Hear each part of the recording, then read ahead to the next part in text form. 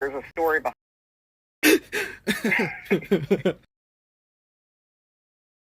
We're gonna be discussing Wrestlekingdom, the Royal Rumble. We're just gonna give our. Easy. Of course, I was in a little bit of a bad of New Japan in mind. Get the partnership and maybe. Well, first off, to Carl Anderson, since he's out of New Japan, good riddance. Jesus Christ. Kyrie, Kyrie, I hope shows up in the Rumble because that'd be a huge Forbidden Door thing. That'd be really cool because from what I've seen, I don't think there's been any New Japan talent that came overseas to WWE as a surprise. So I think Kyrie would be a big one. And also, perhaps Muda in the Rumble be for Tanahashi or somebody like that. It'd be really cool to see. Yeah, I agree. I mean, you got people like the Great Muda who has retired now, but I still think it's a very big possibility before he retires that he'll be in the Rumble because he's never been in WWE, and I think he has the same feeling as like an AJ Styles did back in the day, like they're gonna ruin me or something, you know.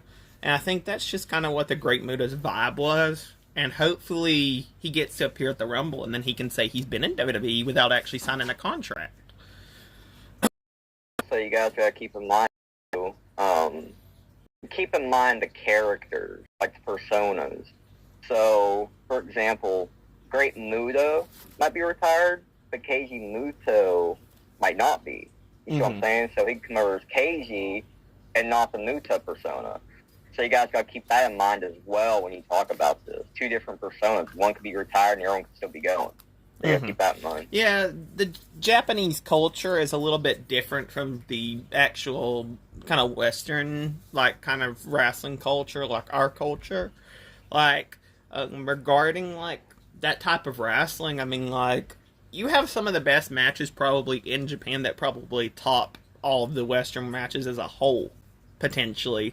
And that's because they have like this certain style that I think everybody kind of enjoys. Well, not everybody, but some of the more open-minded fans enjoy that type of product because they get to see stuff that they don't get to see with the Western type wrestling. Exactly. And I can confirm that because I think it was 2 years ago when I started watching Stardom as a whole. Like, I watched the show from beginning to end, like the whole show. And that's my first experience as it. And just the fact, I'm so accustomed to WWE, so I'm used to, like, small promos by the females or, like, 5-minute matches. If you watch Stardom, for example, you get, like, maybe 10-second promos, and you get, like, anywhere from fucking 15 to 30, 40-minute matches between the females. Like, it's very different. And as far as New Japan goes, if you guys, any of the viewers, have not watched Wrestlekingdom, I very much recommend you to, because I mean, you have people that you will know. I mean, Carl Anderson, you probably do know if you've watched AEW recently in the past 6 months or 7 months, and also WWE in the past years. Yeah, and TNA as well. And then you have Mercedes Moné, who's going to be the next subject. I think that a lot of people did not understand the debut because of the kind of crowd. Like, I mean, they're being respectful. And then some people tried to counter the point by saying, oh, you know, like Jericho and all them got popped. Some people, and they're not going to recognize Mercedes right away because they haven't been toured to Japan in probably about years or so, or maybe even 3 at that. So they're not going to recognize different faces coming over because of how, you know, maybe they haven't been there for a while. So they're not going to really recognize them. Yeah, and here's another thing. I found Haas over there. Said, I said when Mercedes came, it could also be like a perception, because my view of it is like, okay, to finish your was messy, right? Let's just get that out there. The finisher was messy, okay? But here's the thing. You can't criticize somebody if you haven't seen them wrestle in that style yet. So Sasha has her first match coming up. It's against Kyrie. I think it's sometime in February. Yeah. Against Kyrie for the belt. I'm going to wait and see how she does, and then I'll put my wording of what I think of her. So I think most of the Japan fans that are seeing her, I think they're waiting to see the same thing and see how she does before they do anything. They want to see how she builds herself and carries herself in that style. You know what I mean? Yeah, I agree completely. Like, I think that people like, I mean, especially like some of the Sasha like things on there.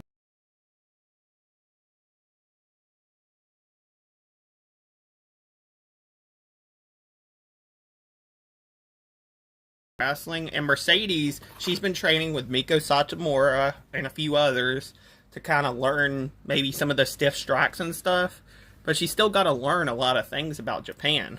So I want to see how she adapts before I fully say something, but I do think it was a big get for New Japan, because I think that like across from like the worldwide stuff, like Sasha's not known probably worldwide, but she's known in like the Western area. So that would bring in a little bit of, it's kind of like how I think WWE, like you can quote me on, I think WWE mentioned that Anderson was going to be at Wrestle Kingdom. I don't remember. I think they did.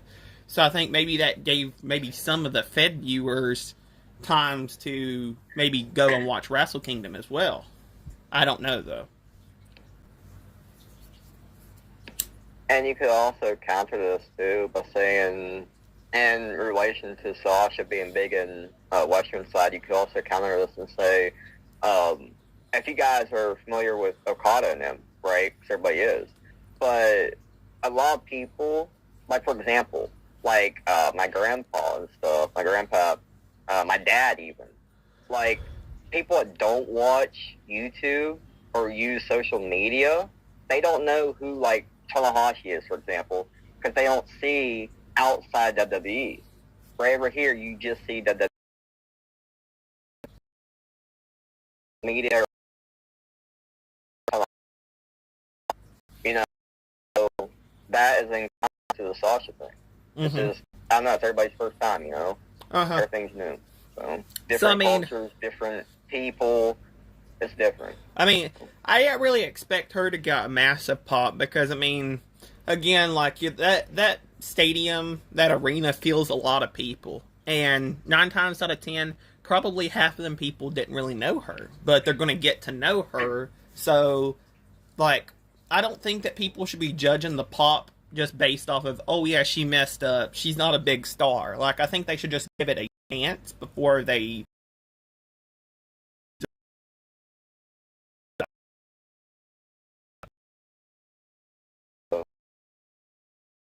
Well, I did see one that irked me. And I want to get on this topic just for a small minute. Small minute. If you're a fan of somebody, you don't need to tear down other people to build up your favorite. Because I've seen a tweet about Wrestle Kingdom when Sasha made her appearance there and stuff.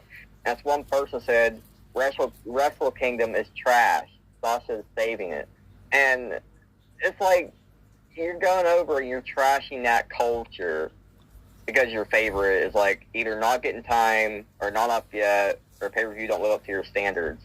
Like, you don't need to do that. Like, I've seen so many Sasha fans, specifically since Wrestle Kingdom, tear down people like Carmella and all that. Like, just cut out the toxic bullshit, okay? If you're a fan of somebody, be a fan of that person. You don't need to tear down like somebody else to build up your favorites. Like, for example, I've been a Becky fan since 2015. Fucking diehard Becky fan. I don't tear down people like Sasha to build Becky up. I don't. You know, I think that's a toxic fucking fan. I think it's bullshit. So if you're a fan of Sasha, just don't be fucking toxic. That's all I'm saying. Even if you're a fan of anybody, don't be toxic. I'm just saying Sasha because that's what everybody's doing since Wrestle Kingdom. I think that would fan be... of anybody, just I think that would be kind of the same, like if, like, let's say Seth goes over there, or Charlotte, stuff like that. Like, some of the Fed fans, they don't understand the whole Japanese culture as itself, and it's a really great culture because they have some great fucking matches, some that even top, like, a Taker and Shawn Michaels. Like, I mean, stuff that's, like, the best of the best here, it would top it in probably not even maybe 15 minutes or 20 minutes. I mean, that's how good the matches are. And I think that some of the Fed fans, especially like Sasha fans and other fans like of the Feds and stuff, they don't understand what they're really missing out on because, I mean, you have Kazuchika Okada and Jay White, who we're about ready to talk about after a few other segments. But you had that match, and it was a great match as well. I mean, like, them matches are not there to be like fucking fillers like some of the WrestleMania matches are these days. So I think I'll throw this in too. Mm-hmm. I'll throw this in too. I remember back when I was watching, I think it was 2010. It was right before, I think, Over the Limit or whatever. I can't remember that well. But it's back when Edge just came back, and he's in a triple threat match, I think it was, and he was going to win it. And Randy came in and legit hit an RKO and stole the win off of Edge. I can't tell you guys how angry I was about that. Like, I was so mad about that, so livid. But let me say this. In WWE, the thing is, like, it's scripted, right? Of course. But you get mad when your favorites lose, right? Like, I guess when Edge lost, if Undertaker lost, I know some of you guys would get pissed off about it. So you go to Japan, and for example, I'm a huge Will Ospreay fan. I have been for fucking years. I watched him fight Okada, and Will lost that. But I wasn't really mad because the match itself was really damn good.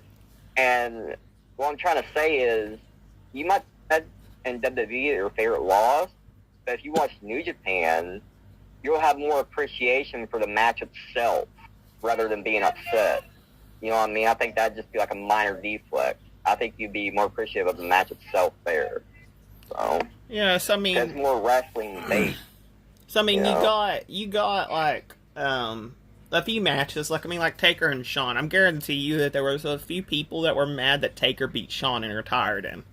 I mean, like, if you watch the Great Muta and Shinsuke Nakamura, which was going to be another topic. I mean, we'll just talk about it now. That was a fantastic match for Muta to go out on. Yeah, I was pissed about it. I'm a biased Muta fan. I always have been. I have his signature laying up at the top of my wall over here where I met him at Wrestlekingdom. And I'm a huge Muta fan. But the appreciation of, like, Shinsuke Nakamura using the mist, just the little details of him actually retiring the Great Muta character, it set well with me. And you can ask my podcast friend here that, I mean, I was mad about it, but after reconsideration and watching the match itself, I grew appreciation for it because, I mean, Shinsuke, I wanted AJ Styles to originally do it, but of course we know AJ Styles is hurt. And I think Shinsuke Nakamura was the hand-picked opponent for the Great Muta, and that's what he wanted. And he went out the way that he really wanted to, and he got the mist used on him, which I think was a perfect use of the mist. And I think that a few others today, like, I mean, for example, Malachi Black, they don't use the mist how the Great Muta uses it. So I think it's sacred to use the mist, and I think when Shinsuke Nakamura used it on him and then hit the Kinshasa, or what's it called in Japan? The body something. It's a B word. I don't know. Yeah, I'm just going to call it the Kinshasa. I don't really know. But yeah, it's just the Kinshasa for me. But, I mean, like, it was a great match. Yeah, it was a great match. I mean, I can't say the word, I'm sorry about that, but it's just, you know. So, I think that was a great match for the Great Muta to retire on. And then, he did win his tag team match, which is more than Liger did, which was really surprising. He retired with Tanahashi, which is one of the best New Japan wrestlers of all time, arguably. And I think that was a great way to retire. Also, Kenji was also what do you call it, tutor to mentor to Tanahashi too. In case you guys didn't know that. Yeah, so I think it was a great retirement for him. The Great Muta had probably one of the best retirements that I think I've seen in the previous years. And then, topic. So, I'm gonna just. I don't think we asked about this. So, I think we got probably one of the biggest list of retirements this year. I mean, just off the top of my head, we've had the Great Muta already. We're gonna get Edge at SummerSlam this year, and we're potentially going to get AJ Styles this year too, because I believe his contract runs out. So with them three just in total, how big of an impact do you see that as retirements? Is that the biggest probably retirement year we've seen in a while? I think it's currently, because it's like the domino effect. Like you hit one domino and they all fall down. I think these three, from their respective times, they're leaders. Like Muta is a leader in Japan, Edge for like the aggression era, AJ for Impact and all that. They're all three leaders in different eras. So it's like a trifecta thing, you know. But I think it'll be okay because you have current stars that are being built up like them. Like, for example, Roman, Seth Rollins. In Japan, you have like Keno. You have, who else is it? Hiroki Goto. He's really damn good. You know? You also have Shingo. Shingo's kind of older, but yeah, Shingo as well. Yeah. And another one they actually had on fire for a while, I wish he was still going as top dude, is Evil. Because he was the most talked about when he did that heel turn. So, I mean, another person that we could potentially add to that list, and it's very sad to say, is Randy Orton. I mean, we have not seen him since his back injury, and honestly, that might be it for Randy Orton, too. And honestly, I don't want to see him go out like that, but if he does, he's arguably had one of the best careers out of pretty much the 2003 or 2002 class of OVW. Arguably, he's had the best career. I mean, he's 14-time world champion. He's right up there with Lesnar. Yeah, he's up there with Lesnar and Cena, the two graduates as well. I mean, he's up there. I mean, arguably a Hall of Fame career, and he really has to be ashamed about, and he doesn't owe a retirement match. If he was to have one that made that he was cleared, who's going to... I mean, you got the list of maybe Riddle, but, I mean, he's in trouble with some of the, I think it was some kind of drug or something, unfortunately. And I'll tell you who I think should sing Randy Packen. Yeah, because there's also somebody else not as close to that time period, but kinda and spins like it was in the thousands era. Drew McIntyre. Drew McIntyre very well could, and I was thinking, I mean, if they were going on a retirement tour together, I'd like to see Rated RKO go out together as well. I mean, it's arguably not one of the better feuds for Edge or Orton, but I mean, that's still something that resonates that we saw at WrestleMania 36 and stuff.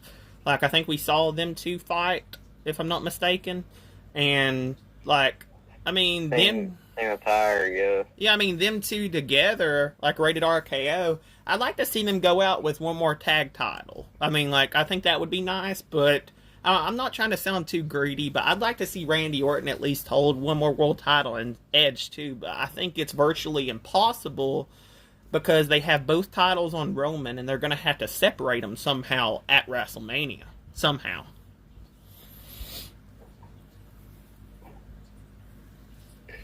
Yeah, I mean, the thing is, most likely it's going to be The Rock or Cody that beats Roman. But here's my question.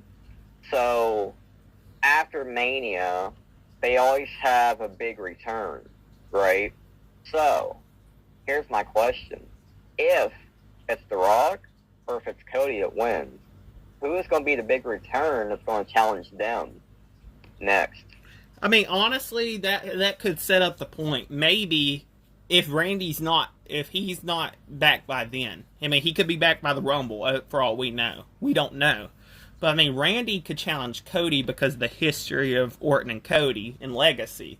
That could be an option. But for The Rock, I mean, honestly, the person who beat him in the first place for the Undisputed title, Brock Lesnar. That's what I would do. Because Brock and The Rock is the main event draw now, and it was back in the day as well. But Rock's a movie star now. Brock Lesnar is a UFC world champion. He's an NCAA world champion, and he's a WWE world champion. He's done everything, and he's a mega draw as well. So that would be more of a SummerSlam match, a SummerSlam rematch, perhaps. Well, here's the thing, too. So imagine this. Now, this most likely ain't going to happen, but just imagine. So Cody wins the belt, and it's not Orton that returns, because let's just say his injury is still there, and he still needs a little bit more time to get in perspective if he's good to go or not. So what if CM Punk returns to play Cody? See, I seen a little bit of a thing, and this could potentially happen. FTR is leaving around April time, which is about WrestleMania, and I think they have a no clause because their contract has no clause in it, to my knowledge. And after that, they can come at WrestleMania time. And Punk is scheduled to be ready around May, which I think is past WrestleMania, but that's fine. That's not our point. Our point is after WrestleMania. So, what if FTR is just attacking Cody, and you have Punk in there as kind of like the leader? Because, I mean, if you remember, they teamed up as a trio multiple times on AEW TV. So, I think that had good chemistry because of their love with Bret Hart.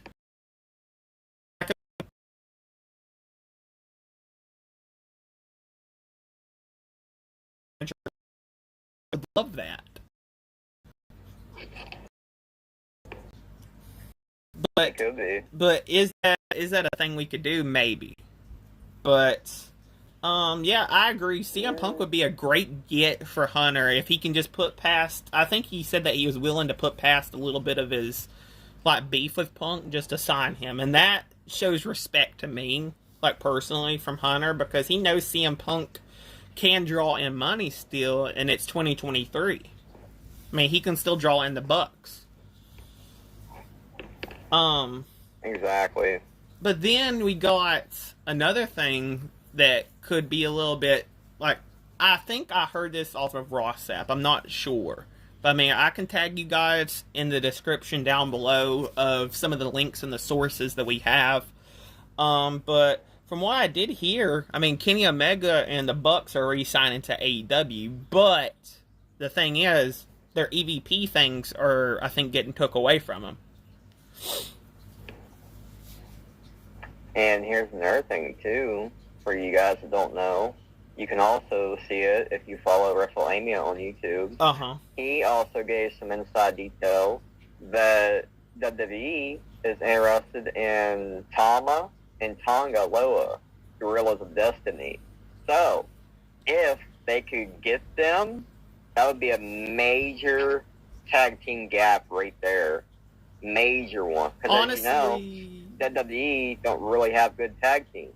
Honestly, and GOD would be top tier of that list. So. Honestly, I discussed this with Jerome before, and I said that FTR really, I mean, they have like 10 tag teams that they can face, like if they come back, right?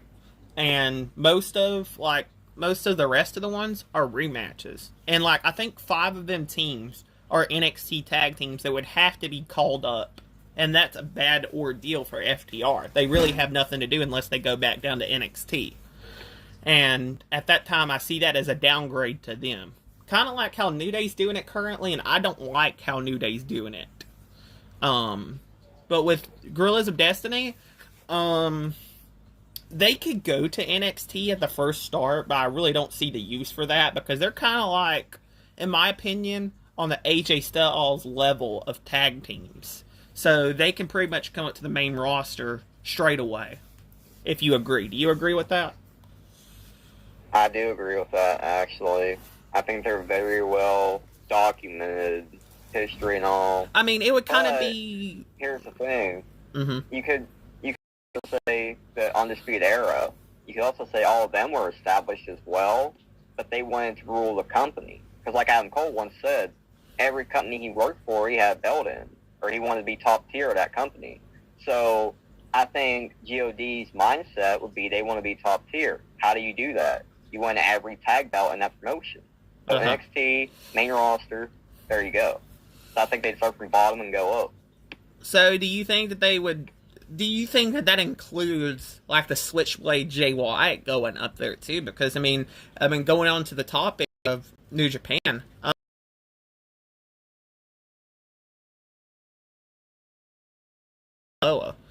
So, with that being said, if they're interested in Hakulu and GOD, do they lose the match? Like, does he lose the match? Or does maybe Jay White lose, and Jay White goes over there, and then GOD follows him? Or vice versa? I would say that GOD by themselves is a good pickup. Hakulu, I think he's still young. So I think he still has time to grow, kind of like Lance Archer did in Japan. And as for Jay White, here's my reference to that. Jay White showed up on Impact, right? Impact don't have that many viewers and stuff, and they sure as heck don't have that money balance. So you look at WWE, they're a huge empire. So Jay went there, he'd get all the eyes on him, he'd get way more money, and there you go. His schedule for Japan would be limited, so if he wants to do Japan stuff, I don't think he'd go, but if he either. Mm-hmm. So with the Switchblade, I mean, if he does go, I mean, well, we'll get back on the topic here in a second, but I mean, as for the Wrestle Kingdom results, we also had Kenny Omega and Ospreay, and that match, like, honestly pissed me the fuck off because I'm a huge Will Ospreay fan, and Ospreay is what Kenny Omega was in Japan, but a little bit better, if that makes any sense. Now some people could probably counter me and say, well, look who had the 10-star match or the 7-star match, like with Okada and stuff. But honestly, like, if it's my opinion, Okada and Ospreay was better. And it just felt better. It just had a better pacing, and it wasn't like... It didn't have to be 40 matches, not 40 matches, but 40 minutes plus, like, each match to be fucking good. Like, I mean, like, to dig up a pacing, like, I mean, you can argue that Okada and is the Taker and Shawn. Argue that, but I don't think it is. I think Ospreay was just better with pacing than Omega ever was, in my opinion. I think Ospreay, like I said earlier, I'm a big fan too. I think he really rounded himself out over the years. Because at first, when you watch him, like when you watch his early days stuff, he's like Rey Mysterio, right? And he's better than Ricochet. He's like high flying and all that, like everything. And if you watch his career from start up to now, you can see how he toned down and he got more well-rounded. Like, he's more ground game now and shit. I don't know. I think he's, like, the perfect package if he can do that. It's like how Seth Rollins did it. How he used to do high-flying stuff and he's more ground game. You know, I think Ospreay has the whole package. And for a man,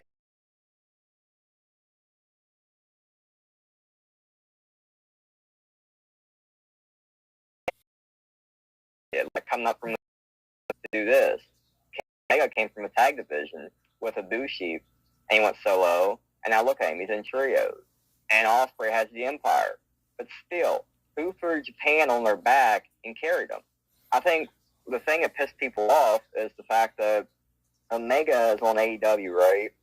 So, him taking the belt off Ospreay, and he's not even like a New Japan mainstay. He's on AEW. So my counter to that is like saying, what if John Cena went to Japan, for example, and say he beat Tanahashi for the belt? It wouldn't make no sense because John Cena is not a mainstay in Japan anymore. So why the hell can he be off? I don't know. I have no idea. I think just personally to me, like they were trying to promote New Japan Strong, which is what Mercedes, Monet, and Kyrie saying. Or Kyrie, just Kyrie. but just Kyrie and Mercedes is going to be on for the IWGP Women's Championship. So, like, with that being said, like, I think they were trying to promote more of the American brand style of that wrestling. And honestly, if it's me, I would pick Will Ospreay over Kenny Omega. Now, I think people don't understand what Ospreay's made of because they've only seen him maybe on AEW twice or 3 times with Forbidden Door pay-per-view. And Ospreay had like what fucking Orange Cassidy. I mean, no offense to Orange Cassidy, decent wrestler, but Ospreay, I think, had more of a caliber opponent waiting for him that he could have faced, in my opinion. I mean, like, you have that, and like you see that Ospreay has only had a few matches in AEW. I think one was all Kenny Omega, and they lost conveniently well to that. Yeah, I think they lost that as well, and then I think he had one more. I can't remember who it was against, but Ospreay had a few matches in AEW, and I think that if you're watching Wrestle Kingdom to watch Omega, you're watching FTR, like you're an AEW fan watching that, I think you'd be happy. But I mean, if you've really watched the press conference with Ospreay and him, you would know that Ospreay had so much emotion built up in him that he was really fucking pissed off that Omega was really in this fucking match. I mean, he was carrying New Japan on his back from 2020 up. And, like, I mean, I think that it's kind of like, for example, like if a Kazuchika Okada come into WWE and he defeated Roman like that with a snap of a finger. Like, I think that most of the fans would be pissed off because Okada just come in and stole the fucking belt. Simple as that. Yeah, and here, like, a better summary of it is put you guys' selves in Ospreay's boots, right? For example. So just for a second, picture yourself being Ospreay. Kenny left. So the top tier, god tier person in your company left. So what happens? They look at you, okay? Now you got to carry the weight of the company. You build yourself up, make yourself reliable, get the eyes on you, get the eyes on the company that you brought in, and you're putting on all these good matches, right? You finally get what you deserve. You're top of the tier, you're god tier, you're the man of that company, you got the belt and stuff, you know, you're untouchable, and you bust your ass doing that. Now, since you're in that mindset, right, you're at the top of the company, you're in that mindset, you're in the shoes, you're right there. Nothing can happen, right? Now, they open the doors, they bring a guy back in that basically turned his back on the company and left it for, 3 or 4 years. They open the door, bring him back in, and he just beats you. There it goes. All that time you spent working up, busting your ass, get eyes on you, all that, gone, erased, because of a walk-in. Now, how would that make you feel? There you go. I can see why Ospreay's pissed off. I would be too. You know? Yeah, and then judging between Ospreay's thing, I mean, Ospreay, of course, he has a right to be pissed off. I mean, even if it was to go up to the main event, Shingo challenged Okada after the match. So I think that should have been Ospreay in that case, because Ospreay had one of the best matches potentially with Okada that I've seen in quite a while. And Ospreay should be main event. I mean, he shouldn't be stuck with the U.S. title, but he's been carrying that U.S. title for quite some time. Fuck, I mean, he defended against Orange Cassidy. He had a few good matches with it as well. I think he faced Hakulu and a few others with that title on the line. And he put great matches for that title, and I just don't think Kenny's going to do that because, I mean, to also counter the point as well, John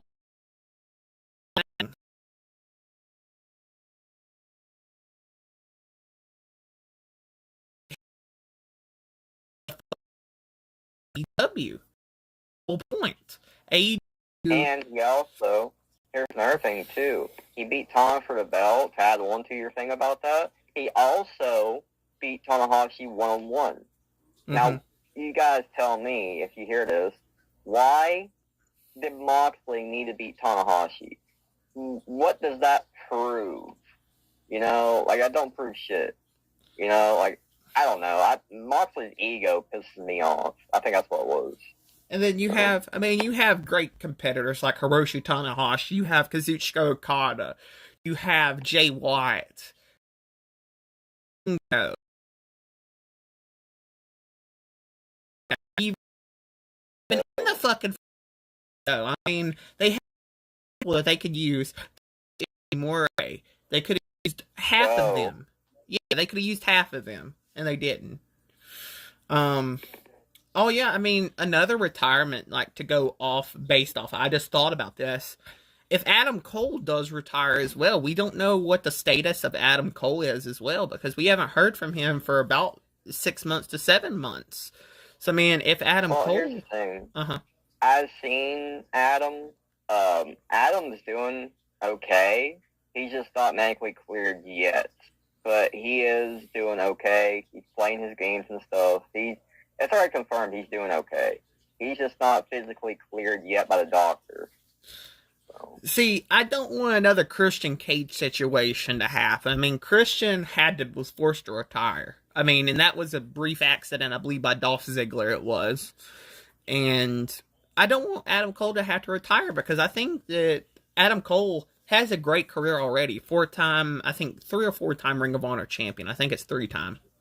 And he's also had one of the longest NXT title reigns. I mean, he's been in PWG. He's been pretty much anywhere, honestly. First North American, too, I believe. Yeah. North American champion. Yeah, first ever North American champion and tag champion at the same time. In the same night. And I think you can correct me if I'm wrong, too. Didn't he debut in the Rumble, too, as NXT champion? I think he did. Yeah, I think that was one of the few people that's ever done it. Other than, I think Kevin Owens did. Kevin Owens didn't, but somebody else did. I can't remember who. Ember did, too. Yeah, Ember and Adam Cole, I think, did. And there's another one. Maybe Asuka? No, not Asuka. There was somebody, I just forgot. But, I mean, getting to the last match of Wrestle Kingdom. We got Jay White and Okada. I mean, we discussed the rest of the matches pretty much that were really kind of important, you know. Jay White and Okada. It was a really great match. I mean, the Switchblade was 4-1 against Okada. This is Wrestle Kingdom. 2 like Wrestle Kingdom, and I told this to Jerome again. It is Okada is like the Undertaker to Wrestle Kingdom. I mean, he is a very, very special attraction, and he usually is in the main event. Usually. And when he's not, it's something maybe a little bigger or something. And Okada is like the Undertaker. So, with Jay White, I mean, I think he won the G1. Like, Okada won the G1. And, which is kind of like a tournament based off of who's going to get a world title shot, basically, is what it is. And, with that being said, that match was really good back and forth. And Okada eventually would win. And, again, I was disappointed as a Jay White fan because I fucking love Jay White. But, I mean, I understood it because Okada is kind of the main draw. I mean, he's kind of the main dude in New Japan. And, if you could explain to the viewers, like, how they keep their main event stars kind of, like, in the same picture. And I don't know if you could explain it.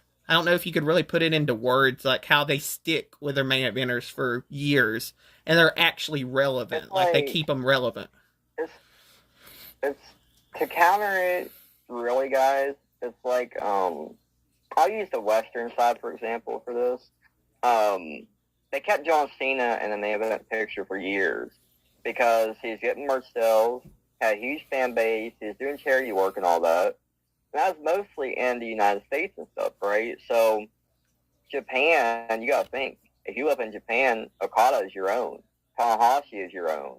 I think what John Cena does over here is similar to what Tanahashi and Okada do over there. I think to get back to the fans. But here's the thing you guys gotta keep in mind, too. Not everything has to be documented. So, for example, Tanahashi could give money to, like, a shelter or something, and you wouldn't know it. Not everything needs to be documented to be a good person. So I think having that image as one of your own, you're going to build your company around that person. That's going to give you a good product. It's going to give you a good showing. It's going to draw people in. There you go. So, now getting off of the Wrestle Kingdom topic, I think overall it was a great show. I think that they didn't have too many, like, I mean, in my opinion, the only real shock, I think I told you this, was Kenny winning the title. I didn't really like that. I think Okada was kind of predictable, but I get why it was predictable. And then FTR, they're on their way out anyway, so of course they're going to lose the tag titles. And I think Zack Sabre Jr. won the... He did. Yeah, he won the title, the TV title.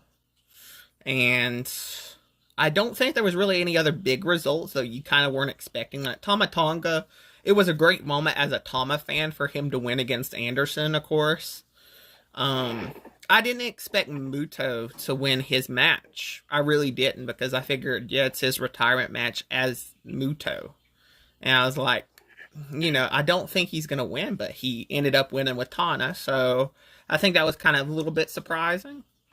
I think Wrestle Kingdom overall, I'd probably give it probably an 8.5 out of 10 because of the Ospreay loss. I just didn't think that was what kind of ruined the show for me in particular, is Ospreay losing.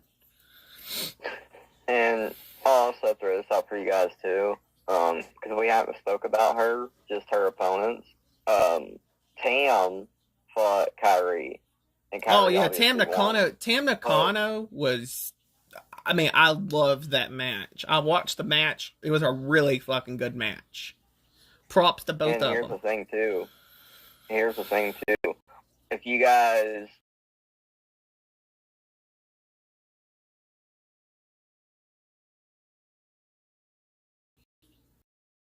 on YouTube, and just watch some of her stuff. She was a leader of Cosmic Angels and all that. Just watch her stuff. She's really, really fucking good. She's young. She's going to be a top star. And when Kyrie does end up retiring, I think Tam may take her place. You got Tam, you got Sherry, you got Mayu. Mayu's up there in age, so she's probably going to be going soon, too. Tam's really good. The thing about... You guys need to watch that stuff. Yeah, the thing about retirement in Japan, like in particular, is some of them retire so young because they start young. I mean, it's different over here because we have to start at like 16 or 17. They can start, I believe, at 14. Correct me if I'm wrong. 14 or 13. No, I can start at like 8 or 9. Oh, okay. That's when AZM and them started. Oh, okay. Yeah. So, I mean, they can start at a very young age. So, I mean, they have an advantage over us in particular. Like, I mean, so, like, with that, that's why they retire so soon, because they do take some hard hits. I mean, the hits that you see are not gimmicked. I mean, they do take some hard hits. So... And here's another thing, too, you guys gotta keep in mind, because Awesome Colin actually said this in an interview. She said, if you're doing a spot in a match, and if you don't get up in time, or recover in time, to do the next spot, you're going to get a punishment. So what she got kicked in the head, like in the lip. She got kicked right in the lip, as hard as the woman could. That's her punishment for not getting up in time. So you got to think, in Japan, their ring is sacred. So if you do stuff like that, that's disrespecting them. And they're going to go off on you. And here's another thing, to go back to retirement at a young age. So I was a big fan of Kagetsu, right? She retired at 25. She was 25 years old when she retired. Now imagine that. And if you guys watch her stuff, watch Kagetsu's stuff, one of the god-tier females of that genre, of that time period. Go. And you would have never thought that would happen. But it did. So, yeah. I mean, you guys talk about, like, for example, oh, I miss Eddie Guerrero, he didn't get a good prime and stuff like that. Like, Kagetsu, like, at 25 years old, like, that is, she already had hit her prime, honestly. Like, already had hit it at 25. I mean, Eddie Guerrero, in my opinion, like, this is me, he hit his prime, and honestly, I don't think he had much to really deliver like, after that. Unfortunately, yes, he did pass away, unfortunately. But I don't think that he really had much else to really give to the business. I think he would have retired in maybe 2 or 3 more years tops. Because Eddie Guerrero, he already had wrestled in WCW. He already had wrestled in WWE. And ECW, WCW, all of that. Like, every kind of promotion you could think about, he's wrestled in.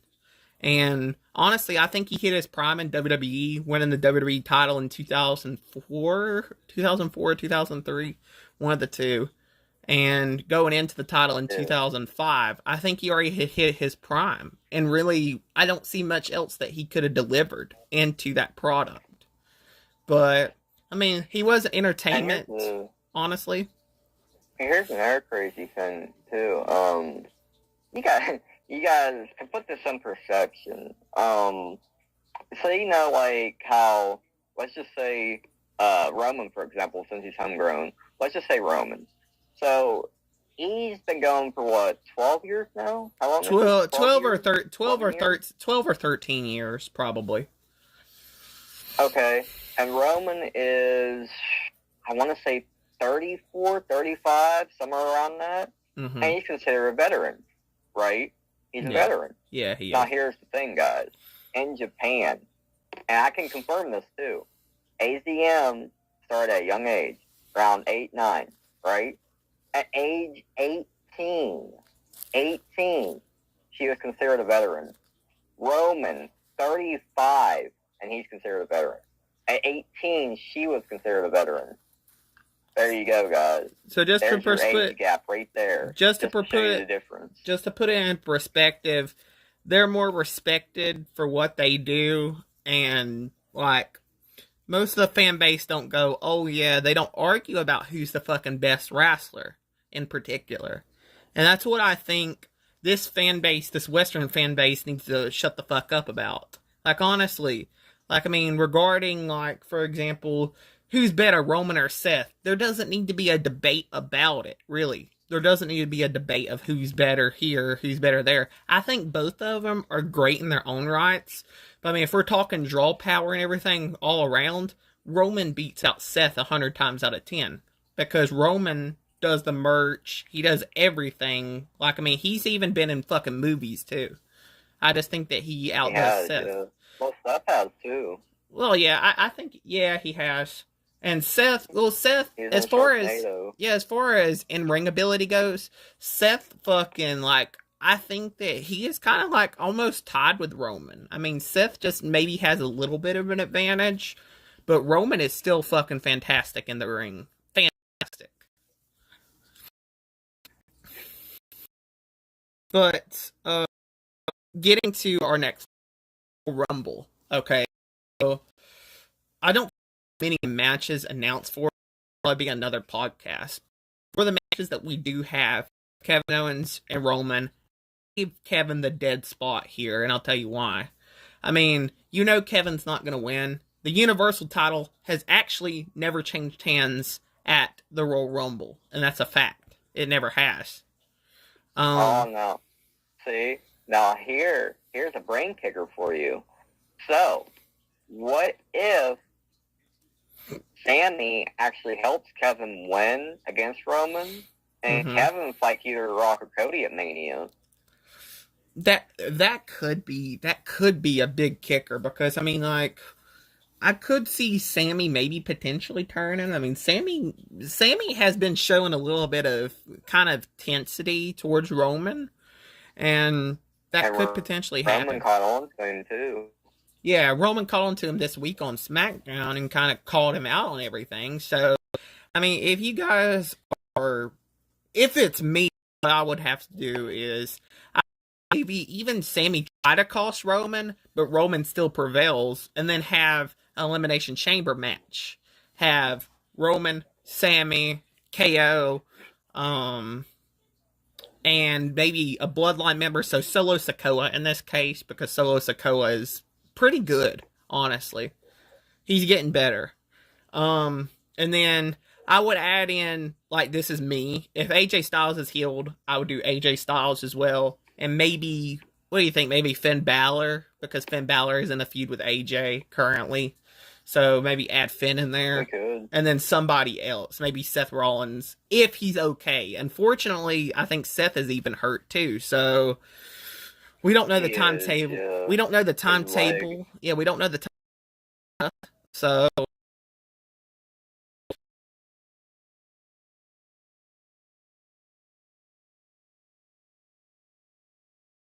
we got the Rumble match, and honestly, I want to go with kind of like some like, I don't know, kind of off kicker picks, you know?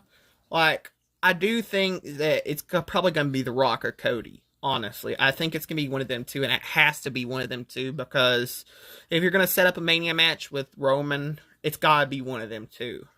And The Rock. And, guys, here's something too.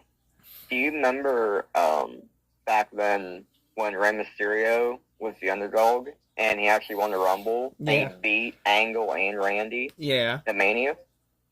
So, you know who that underdog is right now? He's actually one of my picks to win it, even though he most likely won't. I like to see Gargano win. Gargano would be probably one of the better picks to do it, honestly. What I would like to see, now don't quote me on this, but if Tommaso Ciampa is okay, like, I'd like to see Ciampa be added into that match and make it a triple threat like the odds against, as you said.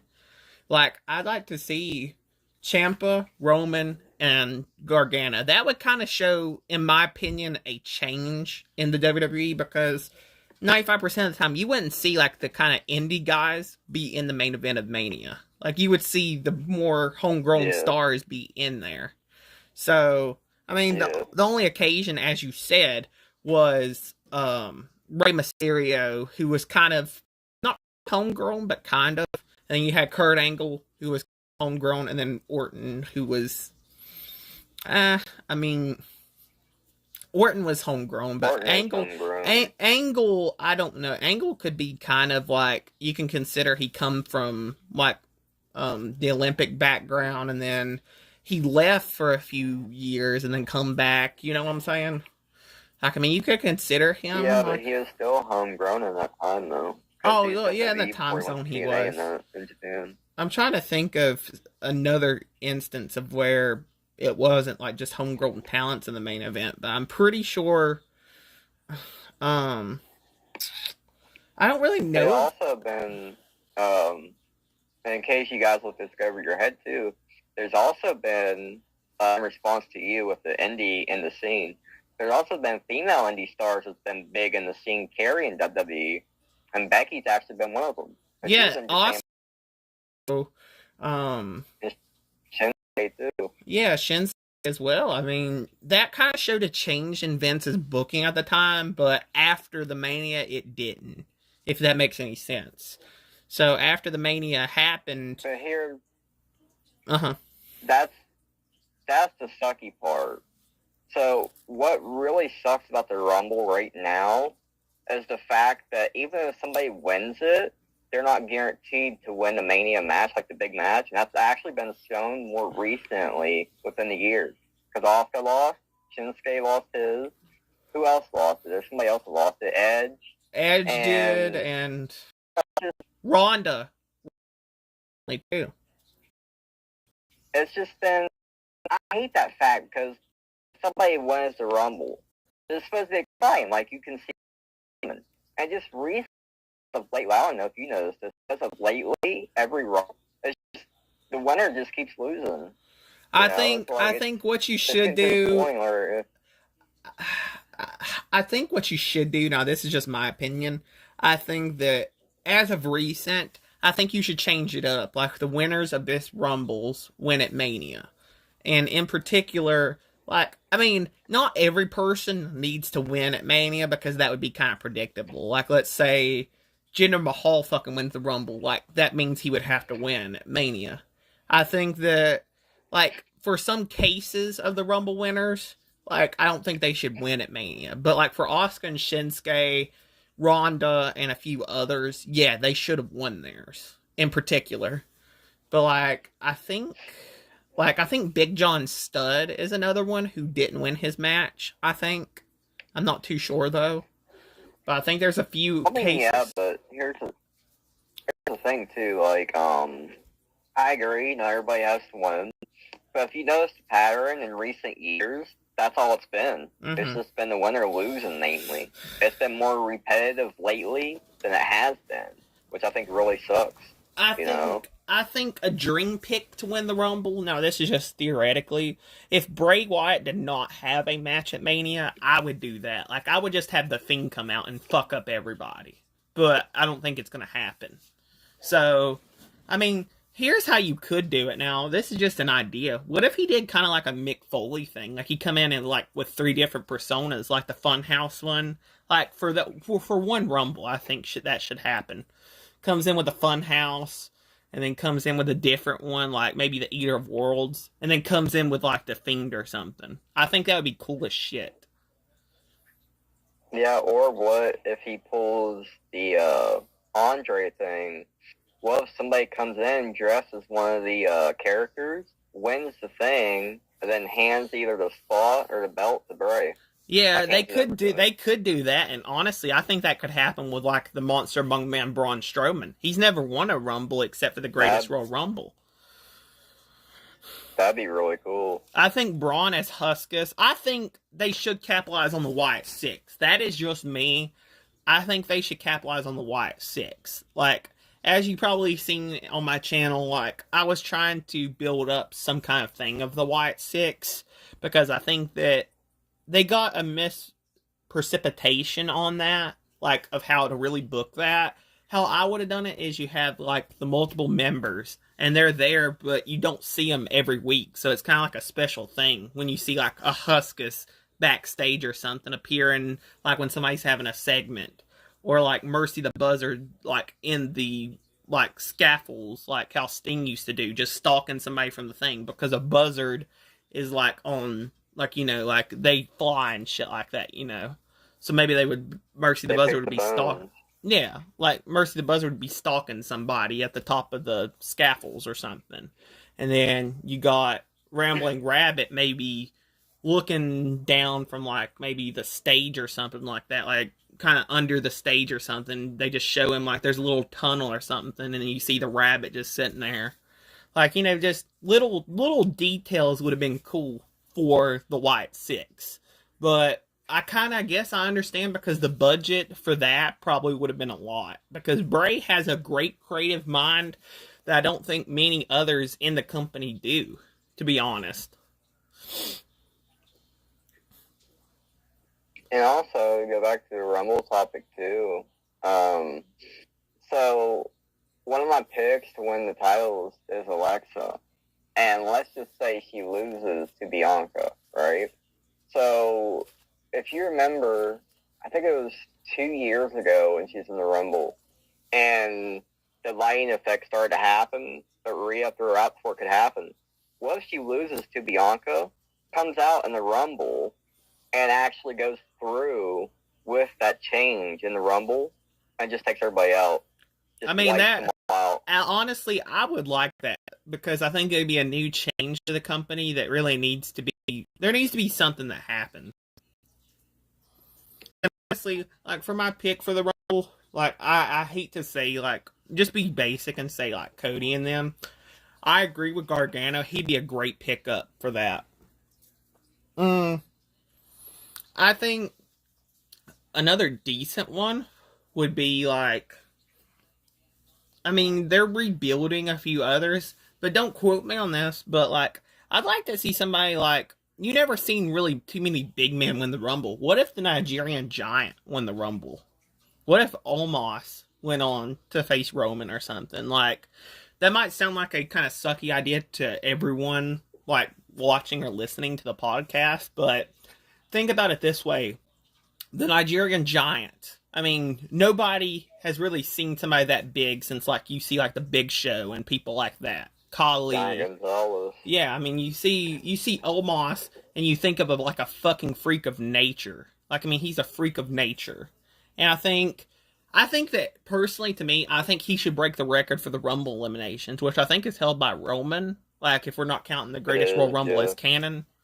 I think Omos should eliminate, I think it's 13 or 14 people. I think that would be perfect.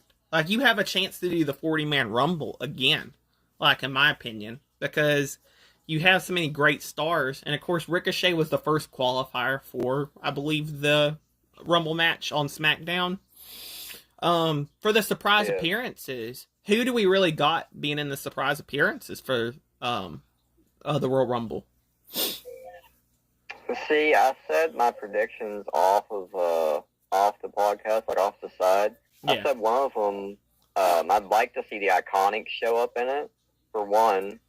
For Mel, I'd like to see some crossovers, like for me or New Japan or something.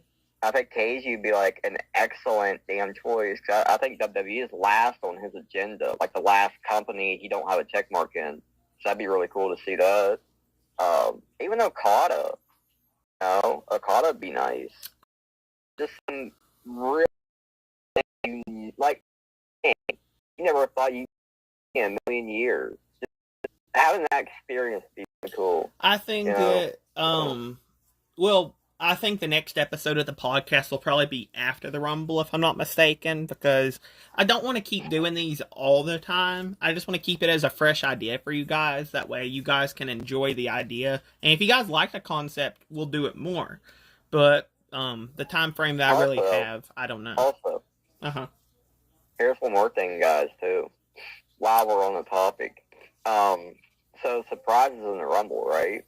Now, I know this is very, very unlikely to happen this year, but somewhere down the future, what if Moxley comes back, they reunite the Shield, or they fight against each other like Battlegrounds again?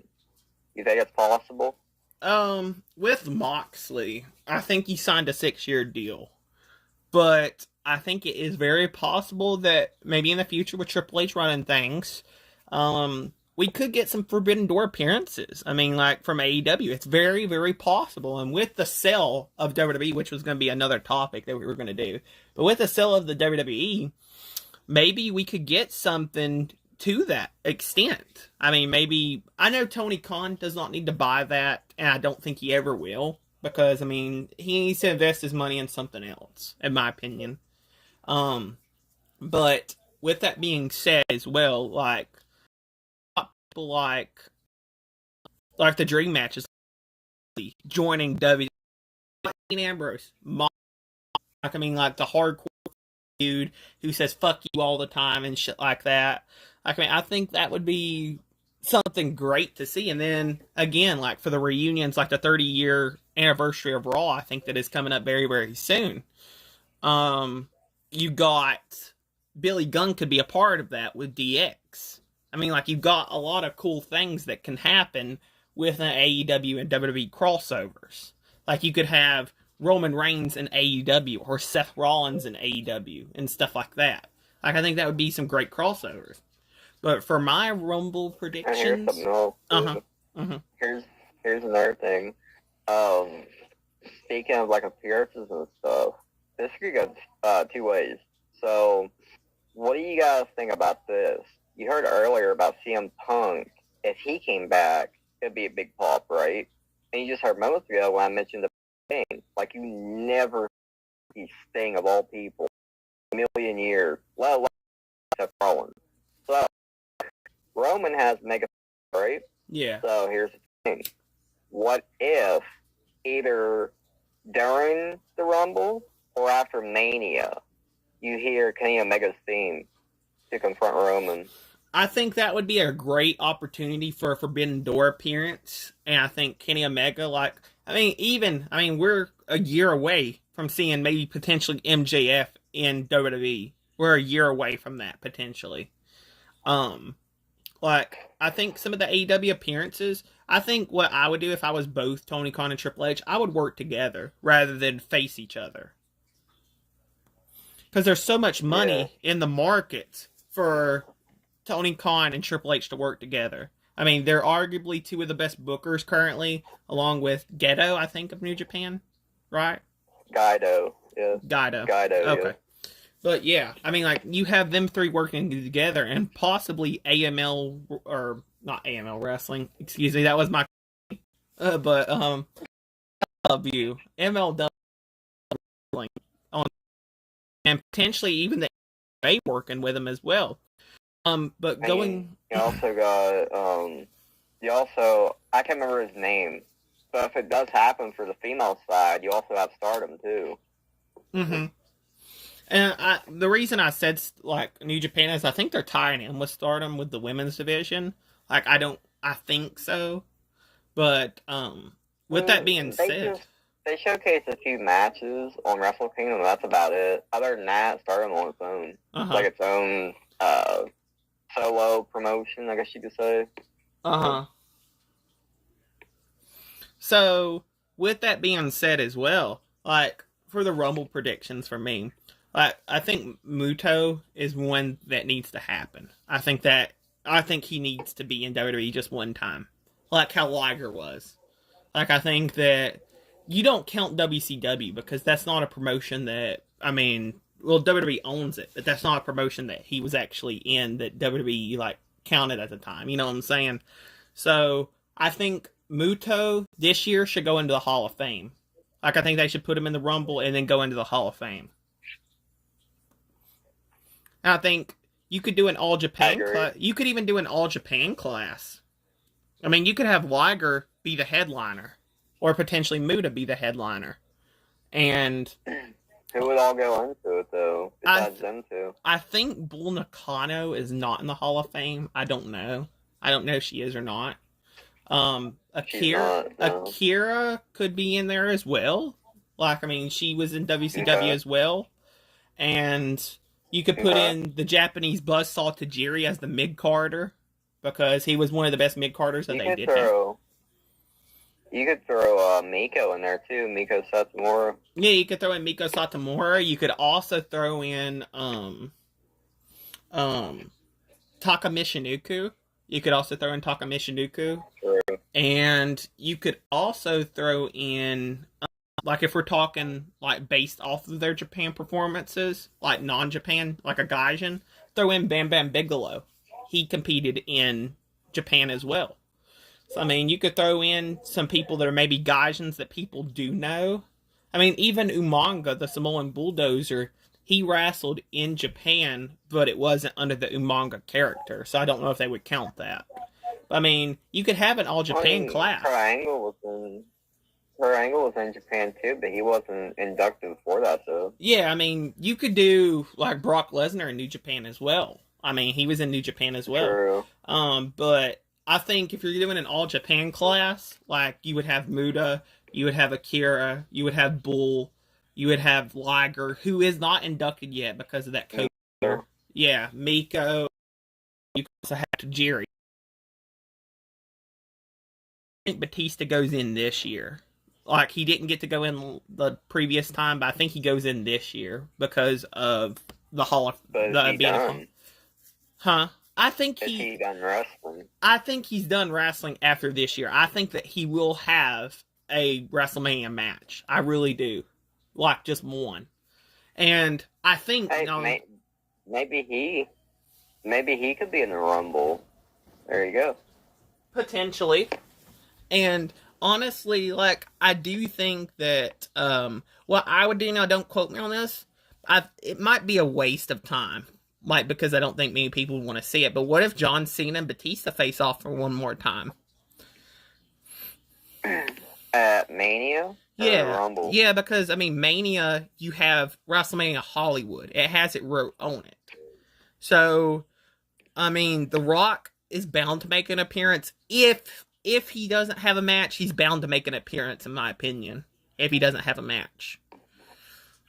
Honestly, I'll tell you, if we're going based off money draws and all that, I'll tell you where the money would be. Have John Cena there, right? Uh-huh.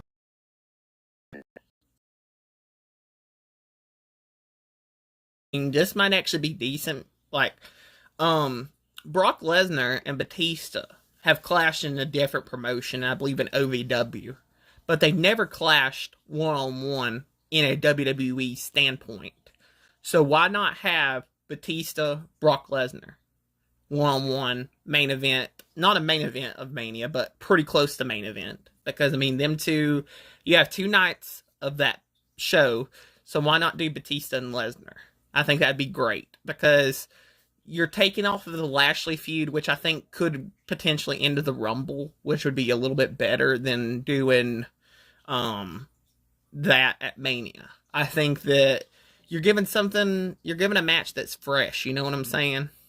You got Batista and Lesnar, who have not really clashed off, and then if we're going based off of money draws, Bill Goldberg, like, I think that he should have a match before.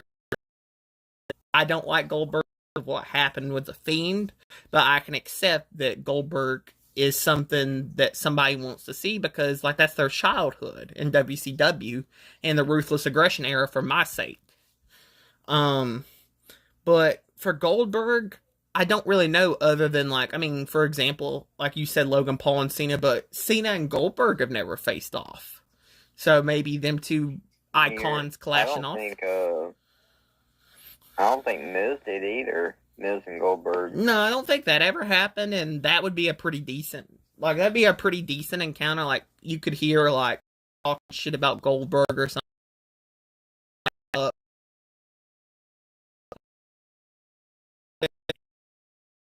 Rumble for entrance. I think it's one. And I got more to do. I got one thing to add on to the Cena thing. So, you know how you said Goldberg never fought Cena, right? Yeah. So what if you have 2 one-off matches? And but what I mean by that is both people in the match, it's a one-off thing. You want to hear it? Yeah, go ahead. Goldberg and Stone Cold. That very well could happen. I mean, if you're going based off of mega draws, I mean, here's my prediction. Like, I mean, let's say CM Punk returns, right? And Austin, like, in previous interviews, you've seen how he regrets not facing Lesnar. I think back in 2013, when WWE 13 was being promoted, or 14, whatever that was, they had a match planned for kind of like the gameplay. If Punk does return, the question is, do you think that that'd be a good match for Austin? It could be.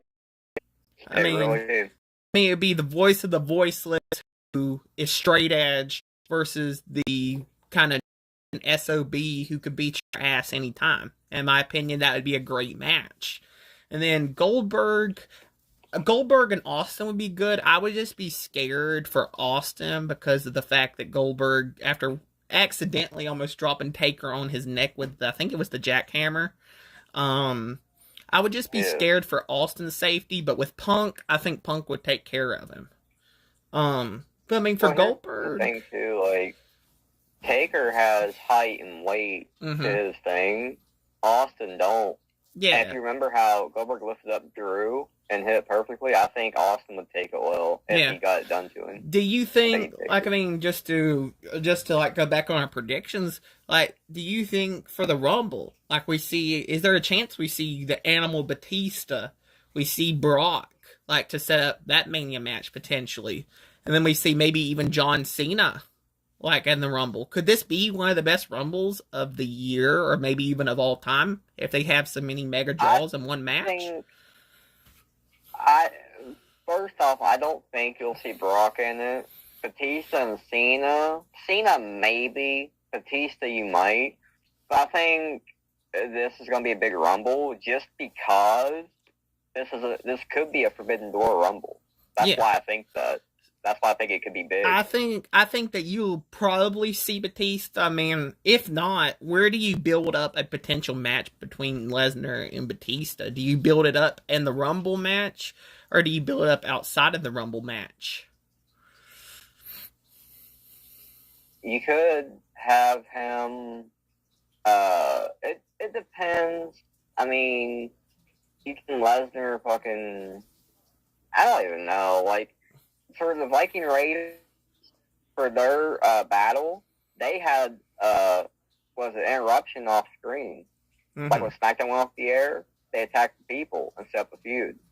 So maybe they could have like a parking lot brawl or something. Yeah. I don't know. I think that would be a good match. And then another one, if Cena was to enter the Rumble, maybe Gunther. He's never won the Intercontinental title. Cena hasn't. Maybe that is another and there match. You go. There you go. Cena and Gunther. Maybe that's another great match for Cena. I mean, maybe him winning the big one more time, winning the complete Grand Slam for the first time in his career, and then he could retire on that state too.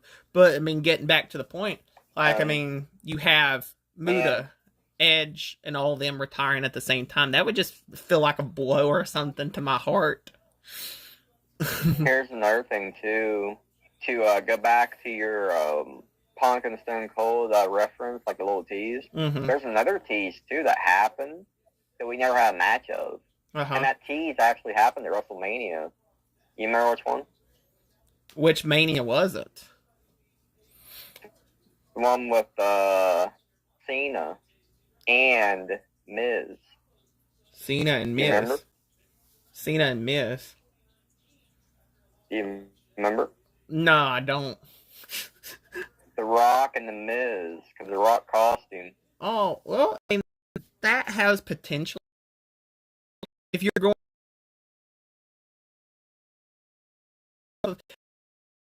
Hollywood, I like the Rock Batista.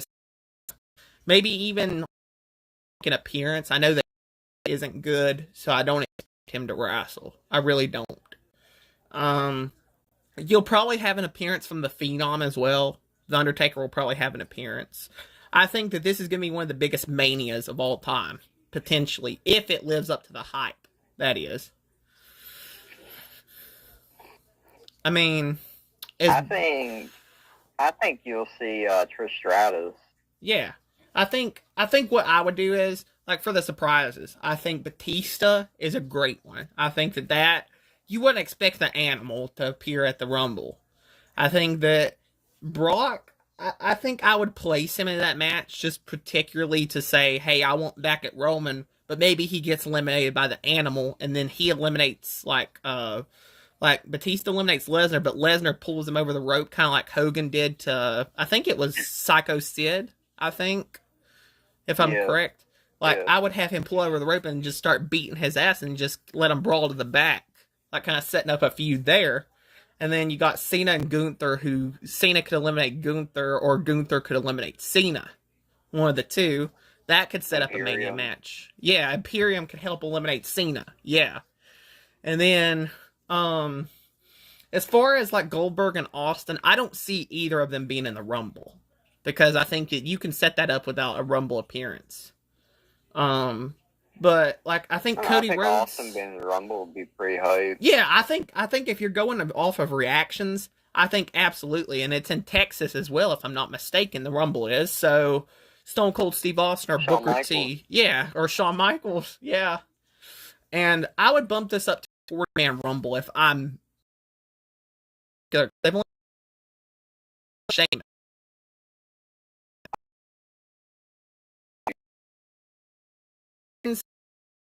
All out there. All who you have in particular. Like, I mean, if you're going off of how many matches are going to be on the card, like, I know that a 30-man takes 60 minutes because Rey Mysterio lasted about 60 minutes in the Rumble. So I think adding another 10 would probably be maybe an hour and 30 minutes, probably. Because I think that's how long the Rumble was with Strowman. It depends, too, because not all of them are going to be like there's a lot going to be quick eliminations, too. Yeah. So, I mean, it could be that, I don't know, like 50 or 50 door. I still was going. I really think leave 2 people in mind, 3 people. So I think it's either Jay White. I got somebody for you. Cardona. Yeah, Cardona. I think Cardona is going to sign. I really do. I think he'll sign. I think he is. Yeah, so I would Chelsea Green, too. She could be showing up in it. Yeah, so I think the Forbidden Door for New Japan, I think I would pick either Jay White, Will Ospreay, maybe Tama to like feud with Anderson and that. Like maybe eliminate him or something, or Anderson eliminates him, you know? And Okada. Yeah, maybe Okada too. That would be great. And then for the women, I think Mercedes would be honestly great.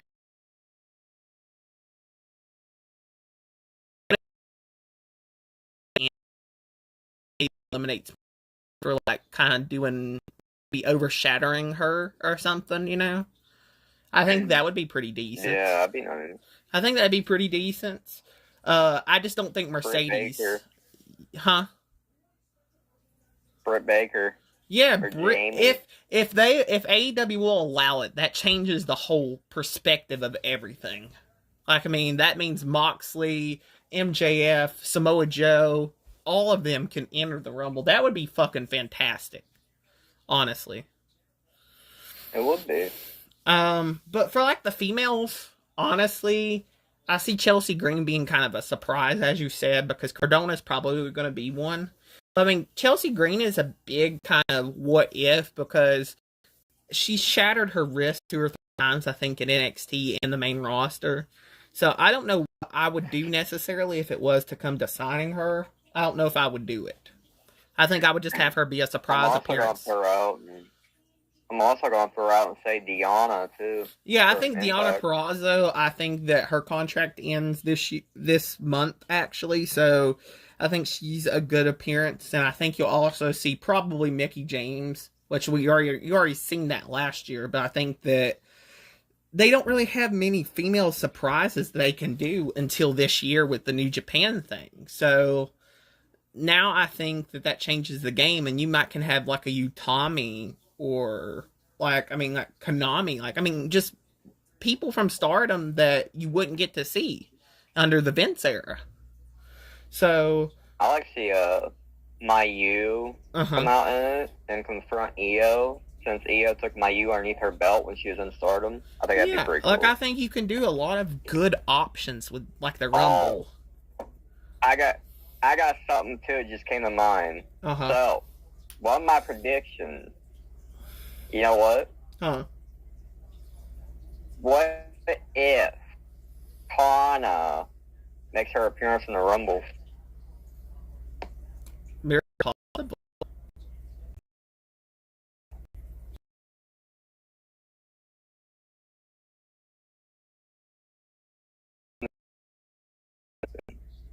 And last time she wrestled, she had traditional face paint on, like the war paint. So what if that's where she makes her debut as Kana in the Rumble? It's very possible that stuff like that could happen. And with our Rumble predictions, we're just kind of predicting the entrance. We're not trying to be this is kind of like our fantasy booking if we were to do something. Yeah. But our actual predictions, if I was to go actual, I would go kind of basic. You'll probably see Cody. You might see The Rock. You might see Batista. Cardona probably is a lock, probably. I wouldn't be surprised if MVP wrestles in it, which would kind of be a little bit of a shock because he never wrestles half the time. So you might see Caribbean cool. I think you're going to see that Chad dude too, the Stevenson or whatever. Oh, Gable Stevenson, yeah. Yeah. Yeah, you might see him in the Rumble, and then you might see for example, let's say that the New Japan thing doesn't even come to fruition and they don't even have a Forbidden Door, because, last year we got our hopes up for the Forbidden Door with, Mickie James. Maybe there would be somebody from Impact coming over for the men's Rumble, too. So, yeah, it was just Mickie. We used to have, Forbidden Door mail-in, maybe Cardona or somebody, but they never done it.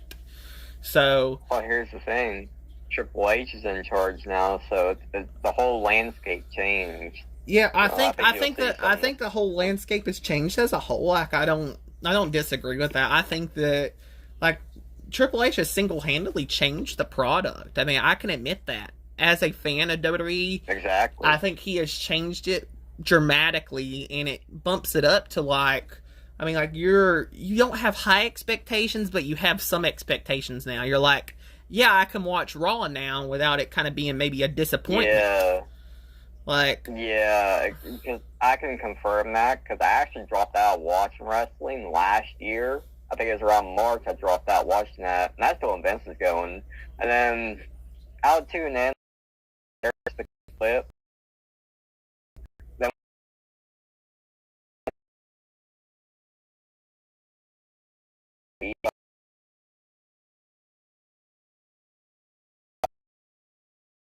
see, like, probably every week you see Johnny Gargano, Candice LeRae, you see Mia Yim, you see like Bronson Reed, like just, and then he's building up the people as he's doing it. Like Bronson Reed especially is getting some packages done for him. Like you're seeing him let people do indie dates as well. Like you're seeing Anderson go over to New Japan. You're seeing different people go over here. Like you're seeing people that get to end their dates. And another one too is, like, look at LA Knight, like at Mike time, TV time, and he's working on Bray Wyatt. LA's good on the mic, Bray's good at storytelling. Like you have best.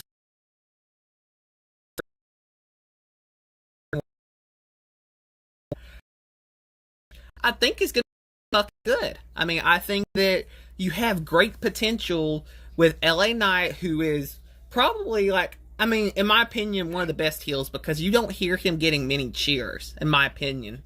And I think like that Miz, Miz is starting out. Yeah, I think he does the great job of being a heel. And then you have Bray Wyatt, who's kind of like the Undertaker to LA Knight's Mr. Kennedy, kind of. Like, I mean, you have somebody who's virtually hated by everybody because he's attacking this person and, you know, accusing this person. And then you have, you know, I think great storytelling, and like I think Just haven't been on in a while. There's somebody, like, I mean, if he does see this podcast, the Masked Hope, and if you're a pro wrestling fan, you either like storytelling or you like the wrestling, one of the two, or both in this case. But he said that Bray Wyatt's storytelling needs to hurry the fuck up. So which is it? Do they need to take their time with the stories, or do they need to rush them? Like, do they not need to rush them? Which one is it? There can't be a fucking common middle ground.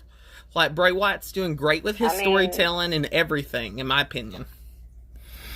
I mean, I can kind of see where he's coming from, and I can see where you're coming from, too. I think he's on the side of being burnt out waiting. Kind of like how you were with Judgment Day and UFC fighting. Mm-hmm. I think he's kind of burnt out just waiting. He wants to see the action. Because then, like, 2 or 3 months is just talking. I think the action right now. And as I told you before, I've seen Bray. He was wrestling at a live event, and his knee's a little rusty. So he's working these live events so he can get him back into shape in the ring. Yeah, so I think that's what they're doing. That's why it's so long. Yeah, I think what they do in particular is let him do his stuff, and he has the creative control to do whatever really he needs to do and what he wants to do. So what I would do in particular is let him get some ring rust off at the live events like he's doing. And his knee's not in good shape. You can see his knee. Like he has a brace on his knee. So with this Lights Out match, like when we do review the Royal Rumble, I don't know if we're going to do it maybe after the Rumble or something like that. But we'll see how that goes. But, I mean, during that... Probably do it like Monday, like Tuesday after. Yeah, like, I mean, like, we'll review the whole Royal Rumble itself and how it was, and you guys can come back to this podcast and tell us if we're wrong, but I personally think that Bray will do great. I think that he's just trying to get the ring rust off, and he's just trying to come up maybe with some new moves that we haven't seen before. Like, I think if you guys will just give Bray Wyatt a chance. Too. Uh-huh. I'll tell you my prediction, too, for that story, like for the play out of it. I think LA, I think he's going to win the match, but here's the story. When he wins it, I think it's going to be because of Howdy. I think Bray's going to fight Howdy at Mania. I bet it's going to be a showdown between them two. It's very possible. I think that even if LA Knight does win, I think that would be a great heel move, as you just mentioned. Like, I mean, this man coming back from probably, arguably, one of the better returns of 2022. Like, I mean, counting Cody Rhodes as well, I think he was a pretty shocking return, but you kind of knew it as well, you know, because of the spoilers. And Lesnar. Yeah, but with Bray Wyatt, in this case, like, you didn't really know. Like, you thought maybe it's Karrion Kross. Like, no, let's not get our hopes up for Bray. And my co-host can, like, pretty much confirm that I was saying, yeah, it's probably going to be Kross or some kind of shit, you know. I was pretty pissed off. But when it comes out to be Bray, yeah. Also, I want to add on to that, too. Kross is a good signing, too, by the way. He's actually improved quite a bit. Yeah, and Kross was a great signing as well. Like, I mean, we never, like, we didn't mean to, like, leave him behind, like, with the Johnny and stuff. Like, yeah.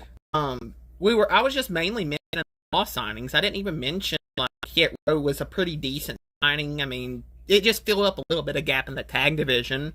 And then you got Kross and Scarlett. Let's be honest. Let's just get the elephant out of the room. Hit Row wasn't a good signing. They don't have Swerve. Yeah, I mean, with Swerve, I mean, it kind of just fills out the jobbers. You know what I'm saying? Like, there has to be some enhancement talents in between. But, like, I mean, with Kross, he was a great signing. Scarlett, another great one.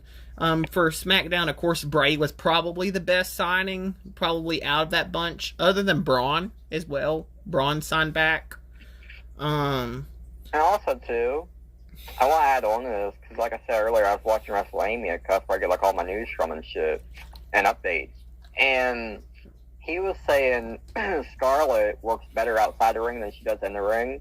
I want to touch on that for a minute. Scarlett's not wrestled in something since she was an Impact. Okay? So she's just getting the rust off and actually getting to go in to the ring to wrestle. So just give her some time. I mean, if you look at some of the matches from Scarlett, I mean, she's wrestled in Stardom. That in particular is something that even Mercedes Moné has not done.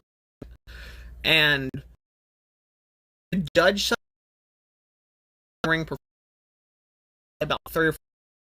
I mean, Scarlett on the indie scene when she got, like, that's not the big deal. But, like, when you're wrestling on a public stage and probably, I don't know how many people were in that arena on SmackDown. I can't quote you on that, but, like, I mean, you have a live event. I don't know. Well, no, they actually wrestled in a mixed tag, Kross and Scarlett versus Emma and Madcap on SmackDown. Oh, but the next feud that I'm gonna touch on actually is gonna be pretty cool.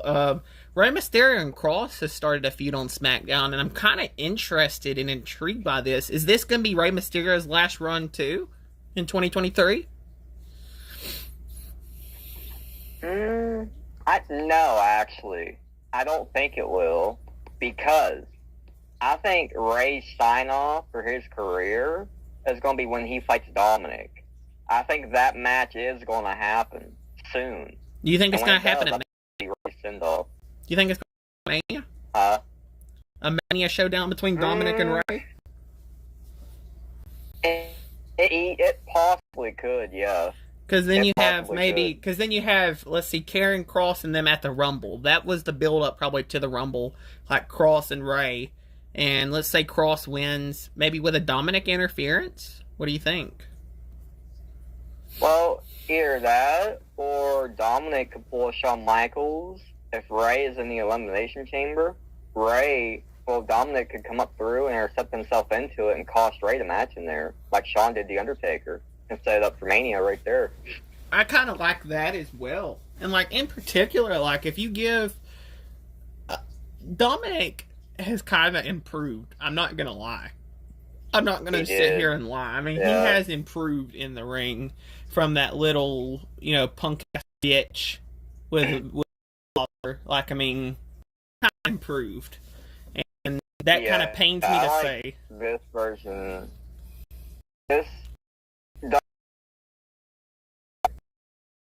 better is this version because he can tell a story through his emotion.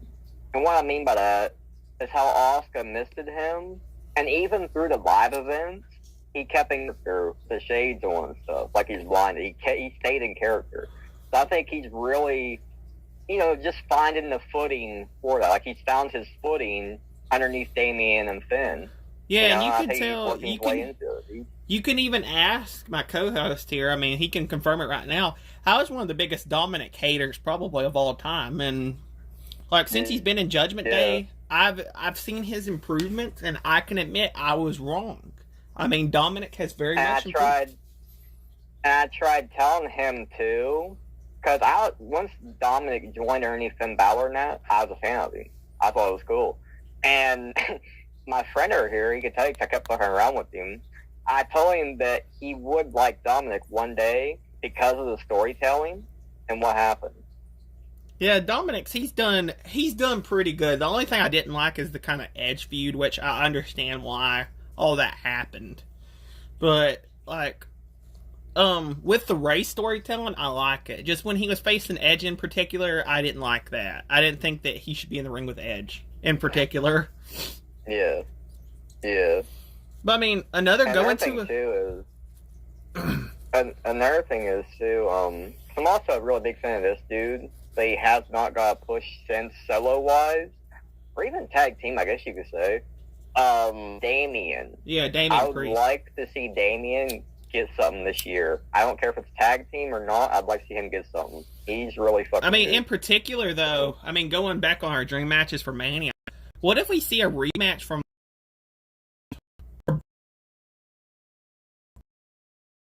that? What if we see Edge go at it at WrestleMania?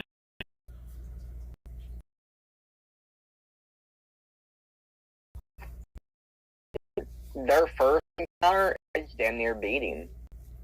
But this encounter, I think what you would see is more slow-paced, more like, I don't know, it's like more methodical build. More methodical for Lesnar going after the neck or something of Edge. And Lesnar, like you said with Nia before, Nia's a big woman. She don't know her own strength that well. I think Brock's the string. He don't know when to pull back. You know what I mean? Yeah. So I think if he does go off the rails, I think that Mania, your dream, one of the dream matches that you could say since Edge has returned, like the Rated R Superstar. He wasn't the Rated R Superstar back then, but now he's the Rated R Superstar versus the Beast Brock Lesnar. Something that hasn't happened, and I think in particular, there's two matches I'd love to see. That being one of them, and the one that's been briefly spoken and teased about. I'd like to see the Demon Finn fight Edge too. Yeah. That'd be cool. That could happen at the Royal Rumble. As I said before, we talked about this off the podcast. You have the Demon Finn and you have Edge, who could do the Brood character. You could put them in Hell in a Cell at the Royal Rumble, but as Triple H said before, he wants to do the stipulations when, it kind of maybe we could see Beth Phoenix and Rhea even join that as a mixed gender Hell in a Cell match. That could happen.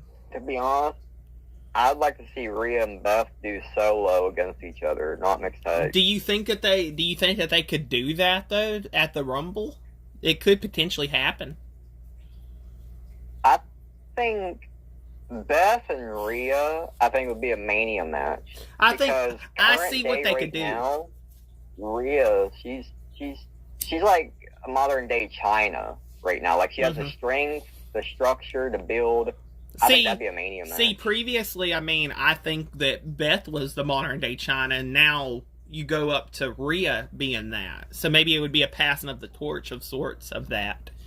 And with that, what you could do is you could set it up at the Rumble, have Beth eliminate her, return and eliminate Rhea. And then you could set up the Mania match from that point. And I think... Which you might see. Mm-hmm.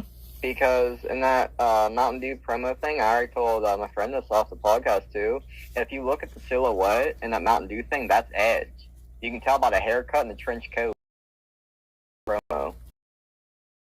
They did the theory that, but I really I don't see, like, at the point of his career, and he kind of like retiring as it is this year, I don't see why he would do the Bray Wyatt storyline unless Bray Wyatt's going to be his retirement match, which could be. I mean, could be. Not. You can see by the build. Howdy is short. Edge ain't short. Yeah, you can tell by the build. I think that Howdy is probably, if I had a prediction, it's probably going to be Bo Dallas. And with that being said, am I mad about that? No, I'm not, because I think that Bray's got his brother a job, which, I mean, that shows a lot of character towards Bray Wyatt, saying that, you know, he cares about his family and stuff, you know, like his brother. I mean, even his sister could get a role as maybe Sister Abigail, you know what I'm saying? Because his sister has long hair that goes by her face and stuff like that, you know, so maybe she could be maybe Abby the Witch or something, you know what I'm saying? So he could give his family a lot of good roles. And, going off of another thing, like with Bray, like for Uncle Harper, like I don't think we've seen that person as well. Like, that's a tribute, obviously, to the late and great Brody Lee. And I think, do you think that character will come to life, or do you think that that's just a tribute to Harper himself? I think it's Harper himself. I think that's his way of talking to Brody, like dealing with the. So I think that's like a common bond right there. That's an actual person, Brody himself. A spiritual connection. Yeah, I think that that's a really good connection. Then you have, like with going back to the subject of the firehouse, like the characters coming back. Like, if they were, I think we've mutually agreed on Huskus being Braun, because he has the build of that. And for the Rabbit, I thought of maybe potentially Rowan, maybe, because, I mean, Rambling Rabbit, Rowan never fucking talked. And I think that, like, when he did, he spoke very little. You know what I'm saying? So Rambling Rabbit would be like, you know, maybe that, when he's like, it's kind of like a, how do you explain that? Like, he's not really talking, but like, it's kind of like I don't know what the really word to describe it is, but like, he's like muttering to himself. Yeah, like kind of like I'm trying to find really the definition of it. It's kind of like a vice versa thing. Like, he actually doesn't talk that much, but like Rambling Rabbit talks all the time. There's a word for that, but I don't know it. But it would just kind of be like reverse psychology. Yeah, like a reverse psychology thing. There you go. Yeah, like something like that. And then you got Mercy the Buzzard, who I think could be Joe Gacy. Like yeah, it looked like Grayson at first because there was no tattoos. But I think Gacy would be a good option. And then the Schism, like the Rock's daughter, which I don't really know her name. I think, no disrespect. I think Grayson, not Grayson. I think Gacy would be a good Fiend, since the Fiend was there. Yeah, I mean, you could do that, and then maybe, I mean, they talked discussions about Corbin using, like, some arm sleeves and stuff for Mercy the Buzzard. Like, they were talking about that being his jacket. Actually, you know what? What if fucking Gacy is actually Howdy? Because he has, like, similar builds. Yeah, I mean, if Gacy is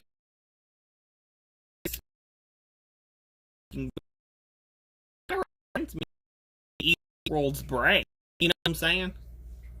I mean, that's how he kind of is like. I mean, he's very cryptic with his shit. But I mean, getting on... That's a build, so it could be. But I mean, getting on to some subjects that I was going to talk about, like regarding AEW and stuff as well. So, I got a question regarding Malachi for you. So, we see Malachi being in AEW currently, and it seems like the House of Black has been suddenly kind of rebuilt and stuff. Like, they haven't lost to Sting and Muta and all that stuff. Like, they haven't lost to Sting and Darby, and the Muta thing never happened and all that stuff. And they come back alive in these body bags and shit, you know? So, what do you think about, like, Like, what do you think about the House of Black rebuild? Do you think that they're making the right move by rebuilding them? Or do you think that they should maybe start something fresh with the House of Black? I mean, I think a rebuild is good because their first time, they didn't really deserve. Like, they tournament win, they didn't get tag belts, they didn't really get exactly what they deserved. So I think the rebuild is going to give them that opportunity. Then after that, I think they should package them solo or separate and do their own thing. Because but for now, I think they should get what they deserve with the rebuild. Personally, what I don't particularly like, and I think you'll get this out of I'm biased, of course, but like with the Mist use, I think that they are overusing the Great Muta's Mist and the Great Kabuki's Mist. Like every single match, it seems like Malachi's doing, even if it's against enhancement talents, he's spitting the Mist at the enhancement talents and winning like that.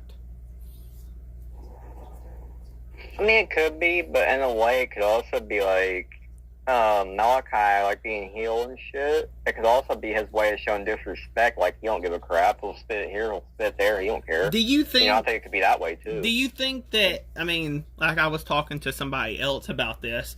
Do you think that, like, kind of maybe he stole a little bit of the idea off of Bray? Because I mean, you think of the Mandible Claw. He changed Alexa Bliss by that, right? And he also changed Seth Rollins with his persona as well. And also, somebody else, like Brian. I think Brian as well. And said, yes, he changed Brody and stuff. Do you think that's kind of a copy, that that's an original idea? I think it's original, because if you play any games where you gotta, like, brainwash somebody, it's usually something you either hit them with or something you embed into their brain. I think the Mist, it gets on your skin, and it, like, infects you, and it could prone you to being brainwashed.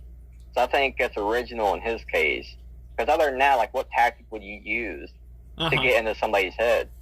The Mist is, like, from his DNA right to your head. So you'd have part of him with you. You know? Okay. Like, I was just discussing that with somebody else, and I was just kind of like, to me, it seemed like copying, because, of course, I'm a Bray Wyatt fan, and I see a few things that kind of resemble what The Fiend did, you know? And it was just kind of like, well, it kind of seems like copying, you know what I'm saying? Yeah. But then depends on how it's executed. But then going into our last subject for the day, so we got, I want to do, like, 2023 champions, right? And I want to do championship in, like, or they need to get rid. So Priest for you. Priest. I think Priest, if he doesn't win a title this year, or somebody else, like, I mean, like, a few others, like, for my list, I think Sami Zayn needs a title win, like the tag title win. I think that him and Kevin Owens need that, I think, to become Grand Slam. I mean, I think that Sami needs the WWE or Universal, one of the two, to become Grand Slam. I also, aside from Priest, I was going to say Balor, but I don't want to. Not yet. But I want to say Cross, because I really like this repackaged version better than when Vince did him. I like this repackaged, so I want to say Cross. I agree with Cross. So I think Cross definitely needs one. I would even particularly, like, don't quote me on this, but I think Scarlett would make a good champion as well. I think that Scarlett has the potential to be one. It's just, they gotta find what fits with Scarlett. And for the women's wise, I mean, keep going with the women. I think Tegan Nox would be a great... Yeah, Rhea would be a great champion as well. And I think what I would do is I would put her over on SmackDown, in particular, when they do the draft. And that would be the only title that she hasn't won. So I think that that's what I would do in particular with that. Rhea as the SmackDown Women's Champion, and then Tegan Nox at some point in time this year. Do you take a gamble on her, like with a title with her previous knee injuries, or do you just let it play out see? So for females, I have quite a few. I would reverse Tegan being like a main champion. I would say give Io the main belt somewhere down the line because she has the fucking abilities to stand alone. And tag belt, I would give Tegan one of them. And then I don't care who gets it first between Io, but Io or Candice for a main title. I don't care who gets it first, but at least one of them. I think one of them at least. Candice is at the point where I think she's in her 30s, if I'm not mistaken. And when you get... She's in her 40s. She might be in her 30s, or late 30s, early 40s, potentially. But at this time, when you start getting into your 40s, like, you're hitting kind of your prime in Western cases, you know? And I think that, like, I mean, her and Io, like, I think that both of them really need to become a main champion and a mainstay. She's 37. She's like 2 years older than Becky. Okay. So, I mean, Candice, like, you're kind of taking a gamble because, like, I mean, like, with Candice, I mean, she never held the NXT Women's Championship, and I never really got reasoning for that. And her and even Becky as well. Like, I mean, all of them had the main... Yeah, and Alexa, too. I mean, all them mainstays who... Really, I mean, Vince pushed them. I mean, I'm not going to lie. Vince was either forced to push Alexa and Becky and them, or I don't know what the case was, but I mean, Vince pushed them. I mean, even Bianca Belair. I mean, he has Bianca, Becky, Alexa, all of them under his book of not... Carmella, too. Yeah, under Triple H not pushing them. And I don't know if that was, like... Triple H had the booking power to book all that, and Vince was still doing that, or what? But I think, so rundown, Priest, definitely tag title or something. I mean, he has held the United States title, but it's not under Judgment Day. So I think that either the tag titles or the United States title would work for Priest. Or even Dominic, for that case. United States title. I could see that. Like being like an Eddie Guerrero type champion, I could see that. Another one I think deserves one, like main roster run, Tommaso Ciampa. I mean, Tommaso Ciampa is arguably one of the best heels in like the 2020s. Like, I mean, like on forward. I mean, well, 2010s actually, I guess you could count as that. The 2010s. Ciampa is arguably one of the best heels in that era. I mean, like when NXT, you fucking hated that dude. I mean, like, he was just... I can confirm that. I mean, like, everybody fucking hated the dude because he was just really a good heel. And honestly, like, Tommaso Ciampa deserves a title run. I mean, he had that little thing going with The Miz where they could have won the tag titles, but that really doesn't fit Ciampa or The Miz's character. I mean, I think The Miz would be another great person to win a title this year as well. I got some very bold predictions too for this year, actually. Okay. So, my first prediction is Carmelo Hayes in the Rumble as an appearance. He also debuts on the main roster this year, and he gets a title this year, mid-card one. Mm-hmm. And my second bold prediction is I think you'll see Jake Paul this year in the wrestling ring. Mm-hmm. See, I would pretend. Yeah, definitely gets called up. Even go with the Rumble with that. He won it though. Again. No, the NXT, the actual NXT title. He's won the North American, I know. Oh. Yeah, but the actual NXT title, I mean, I think that he's the only one to really defeat Braun Breaker now. I mean, he's the only one really left. And I think they were saving him for Mania weekend. No, because you could call up Carmelo, and you could have Tyler Bates go on to be a mainstay on NXT and beat Braun, since he needs that revenge. Or Ilya Dragunov. I would take Ilya Dragunov. Oh yeah, Dragunov. Yeah. And my predictions, like, Hayes, I think, would probably win the United States or Intercontinental. One of the two. I think he'd look better as the United States, in particular. True. So, then you have, let's see, for another champion that I think should be maybe main event, I'd like to see Dakota Kai in the main event. I'd like to see Bayley go down a little bit to the mid card and let Dakota and Io rise up to the main event.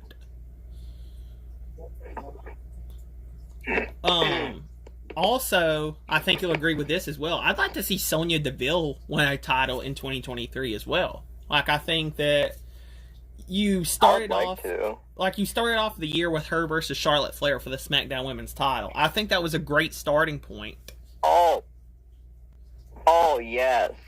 See, you just reminded me too. Another bold prediction: GG, main roster, Rumble. And if JC does come with her, I want to see them two as tag champs in the future. Yeah, I think you'll definitely. Next year. I think you'll definitely see talk. I think you'll definitely see Toxic Attraction as a team. Definitely, most definitely. I think that it is possible. I mean, this is just my standpoint. I think this year, I think you'll see Charlotte Flair break the record of Ric Flair. I think you'll see her as 16 times, or maybe even 17. I think that it's very possible. I wouldn't doubt it. I think that they're really just trying to break that record to get rid of Ric Flair's record, because, I mean, if you see that, you look up Ric Flair online, you're going to see everything bad about him, and that's it. I think they're trying to break it with either female or male. I mean, John Cena can do it with one win. Charlotte has to have 3 more.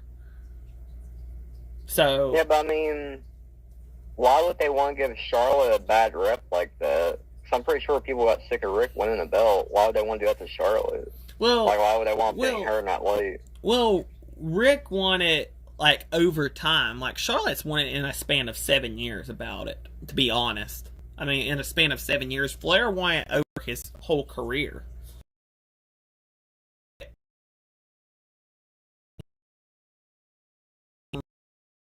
With his style and stuff, and some of the controversial shit he's done, he's going to be blacklisted probably through the company. And he said that he wanted to come back as a manager on his podcast. I seen it as a clip or something. He is back in WWE. Triple H and him reconciled. Yeah, apparently he's going to be a manager to somebody. And honestly, if he was going to be a manager, I think either FTR, who you can confirm, are kind of like Arn and Tully. I mean, them two are better than Arn and Tully, but they kind of have the style of them. And I think that could be a potential thing, and maybe we could see a 4 Horsemen reunion. Maybe, I mean, it's very potential. That's who I'd put Flair with. Huh. So, do you remember how they put Paul Heyman with Cesaro? And Cesaro kind of busted out and got really, you know what I mean? Yeah. So I think, what if Ric Flair and Carmelo Hayes? Potential thing. I think that that would be a pretty decent idea. I mean, I'm not gonna lie. Ric Flair is somebody who is a legend in his own right. Nobody can argue that he's not a legend. I mean, that's just the facts, unfortunately. With his stories behind him with the sexual abuse and all that stuff, and the plane ride from hell and all that stuff, he does get a bad rep on him. So with Triple H bringing him in, it has to be maybe a manager role. And honestly, somebody who else I'd like to see, I don't know if you remember this connection, but do you remember Mr. Perfect and Ric Flair? Yeah. So what if it was Curtis Axel, who maybe gets repackaged into something else, and he's with Ric Flair? Maybe he's kind of I'll tell you why. Huh? I'll tell you why. Because Curtis Axel would not appeal to the fans. He has nothing about him, look, style, nothing that appeals to the fans. If you want somebody, put Omos with Ric Flair. Maybe like $1 Million Man when he was with Andre. Yeah, I mean, that would work too. With that being said, I mean, you got people that I think, okay, so, like, to add on to, like, the who should win, like, a title in this and who should return in 2023?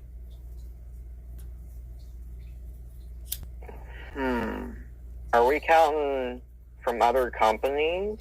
Or like people not who, in anything? People who have been in companies, like who have just specifically been in WWE in particular. Brian Myers. I'd like to see him and Cardona. Like, I mean, Cardona, I cannot lie. I mean, he has probably been on one of the best runs of his career. I mean, with the heel work that he's done, I can't argue against it. Right now, he is, I can confirm this too, based off watching his stuff. He's one of the hottest indie guys right now going. And that's why I think Triple H is kind of taking note to what, you know, he's seeing. And he's seeing that there are some stars that Vince McMahon let go that he can bring back. Like Bronson Reed, he done good in New Japan. Like, I mean, I cannot lie about that either. He done good in Japan. And I think that a lot of these talents that Triple H is bringing back, there's a purpose for all of them. I'd like to see, I know it ain't gonna happen because of East Front's done with wrestling, but I'd like to see Jeff Hardy have one more run, a good one in WWE. I'd like to see Christian as well, but I mean, in 2023, I'd like to see Rob Van Dam as well, but I really don't think we'll see it just because of the heat backstage with, like, Triple H, unfortunately. I mean, like, as far as that goes, for 2023 returns, I'm going to predict one that you probably wouldn't think about. What about the masterpiece Chris Masters? I mean, I saw this recently, and he said that he might potentially be up for a return. And Chris Masters, like, if you think about it, I think a good match would be him and Bobby Lashley. If you remember, like, he's the one that broke the Master Lock in the first place. And now Lashley's using the Master Lock, or he's using the Hurt Lock now. And Masters, I seen an interview from Chris Van Vliet, I think it was, saying that he would like to return to face Bobby Lashley. So, I mean, but after you get done with that match, what does Chris Masters really have to do? Is he going to be a enhancement talent? Oh, well, I mean, you could build him up to face people like Lesnar. Yeah, he can fight Roman. Mm-hmm. You can fight Cross. I mean, Masters, do you think that Masters would be a good signing? I mean, he's still in peak shape. If he improved his in-ring work, because the last time he made his return, nobody really cared about him. Same with Caitlyn, too, and Caitlyn returned, it was hot for her. So, return 23, yeah.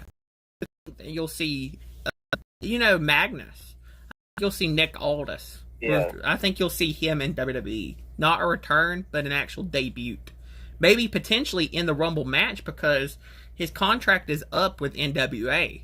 So I think potentially you could see Nick Aldis in WWE or AEW sometime in the near future. I think that's a great signing for any company. And then, speaking of signings, what do you think they're going to do with Dragon Lee? I think Dragon Lee is going to be at least a North American champion tops. I don't know if he'll be NXT champion because you got to look at the way Triple H booked Kushida and people like that. Kushida never got anything, and that's very unfortunate. And I really don't see Kushida returning as well. I'd love to see Kushida return to WWE and be on the main roster. Who I'd like to see him actually pick up? I think I know what you're about ready to say. And if you are, I was getting ready to say it too. Sabin and Shelley. Yeah, I was going to say the Motor City Machine Guns had never been in WWE except for Alex Shelley being on. Except for Shelley. Yeah, Shelley was in NXT for like 2 matches, or not even that. So I think Alex Shelley and Chris Sabin. Yeah, I think Alex Shelley and Chris Sabin would be a great signing, and they're on a roll because they're the New Japan Strong Tag Team Champions and the Impact Tag Team Champions. So, if you combined all them signings, it'd be Alex Shelley, Chris Sabin, maybe Kushida, Dragon Lee, just in 2023, and then you also have Nick Aldis, Masters, a few good ones, like Mr. Kennedy would be good. I'd like to see one of my original favorites from 2016. I'd like to see Enzo come back. Enzo, I'd like to see Enzo and Cass for that matter. Like, I mean, just spice up the tag division just a little bit. The tag division is getting kind of stale. The Usos and the New Day have run that since about 2016. It's about time for a change. In my personal prediction, what I'd like to see, I mean, Enzo and Cass, Mercy Machine Guns, that takes care of 2 tag teams that were not on the roster to begin with. And then Aldis and Masters were a tag team as well, called Strickland. And they also have in there, which Bram kind of somebody that we don't need to sign because of, you know, the thing with Charlotte Flair. So I would just do like Masters and Aldis and somebody else and just call them like Strictly Business or something like that, and then have a faction there. You know who else? Wesley Blake. I mean, they could do the Forgotten Sons again, but take out Jackson Riker. No, they only need them. Just Blake. Yeah, Wesley Blake could be good. And I kind of like the other dude. What's the other dude's name? Not Riker, but the other Cutler. One. Yeah, Cutler. He's actually changed his gimmick on Impact, and he's doing pretty good as well. I've seen that. I mean, another one where I think Chelsea and Deanna definitely are locks. I think that they definitely need to come over in 2023. I'd like to see fucking Killian Dane too. Yeah, I think Sanity is coming back because Nikki Cross has been posting them pictures. I think Sanity would be a great get. Alexander Wolf, I would probably change that to Madman Fulton because I think Fulton had a more dangerous presence, in my opinion. Yeah. So Fulton, Dane, Nikki Cross, and maybe Eric Young is kind of getting old. I don't even think you need Young. I don't think you need Young to do Sanity, so I'd just put Killian Dane and Madman Fulton, and that would help another tag team out. And another person I think is going to get signed to NXT, I think Chris Bay is going to come to NXT. Chris Bay and Ace Austin, I think them two. Yeah, Chris Bay and Ace Austin, I think them two are going to be NXT signings in the future. You know, I'd like, since one of them's already working there backstage, and they never been in WWE ever, I like to see Rosemary and Steve, especially Steve. Yeah, Rosemary and Steve would make some, you know, and then the Monster Abyss, I think that he is going to be a Rumble entrant. I really do. I think that... I'll put somebody else. I'll put 2 more people, too, in the Rumble for male. Uh-huh. Rhino. That's very possible. And Bubba. Yeah, Bubba's very possible too. But here's the thing. If they can't get Bubba, he's Slater. Yeah. I mean, they can get people from Impact. As far as I know, they have a working relationship with Impact. And with that being said, I don't want to see people like Moose and people like that come over. But who I could see signing with WWE in 2023... Sami Callihan. Definitely. I'd love to see Sami Callihan get another run. He deserves it after that Solomon Crow character when it wasn't supposed to. You know who they should sign here to the female division? So that could be potentially like, and also Taya Valkyrie I think deserves another chance as well. Morrison too. Yeah, I think Morrison deserves another run, and I think they can get. The problem is, like stacking the roster, I think that you're also going to see a lot of releases this year. I think that people like Shanky and Jinder Mahal and people like that are going to be cut this year. And that's not necessarily me saying I wish they do. It's just you can't bring in a lot of people and then be paying like Shanky and all of them to basically do nothing. You know what I'm saying? Well, mainly it has to be people that has an appeal to them. Shanky and Jinder really don't have an appeal to them. Yeah, I mean, like they don't like for India, Kali. Yeah, I mean, like, and Veer Mahan, like, I mean, Veer is actually, like, when he debuted, I really liked Veer, and I think moving him down to NXT it kind of a little bit more of an appeal for him down there, and then when he comes back up, hopefully, the crowd might connect with him, maybe.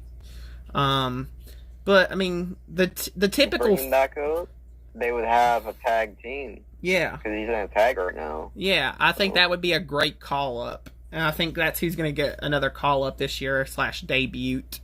I would also, like, I mean, for AEW-wise, like, as far as contracts run out, I think FTR is definitely coming over. I think that's just a fact. FTR coming over. I actually, like, I don't know if you would agree with this, but I see Wardlow coming over. I really do. I see him coming over. And I don't necessarily like that, but if he can come over, or Powerhouse Hobbs. Powerhouse Hobbs would be a great signing.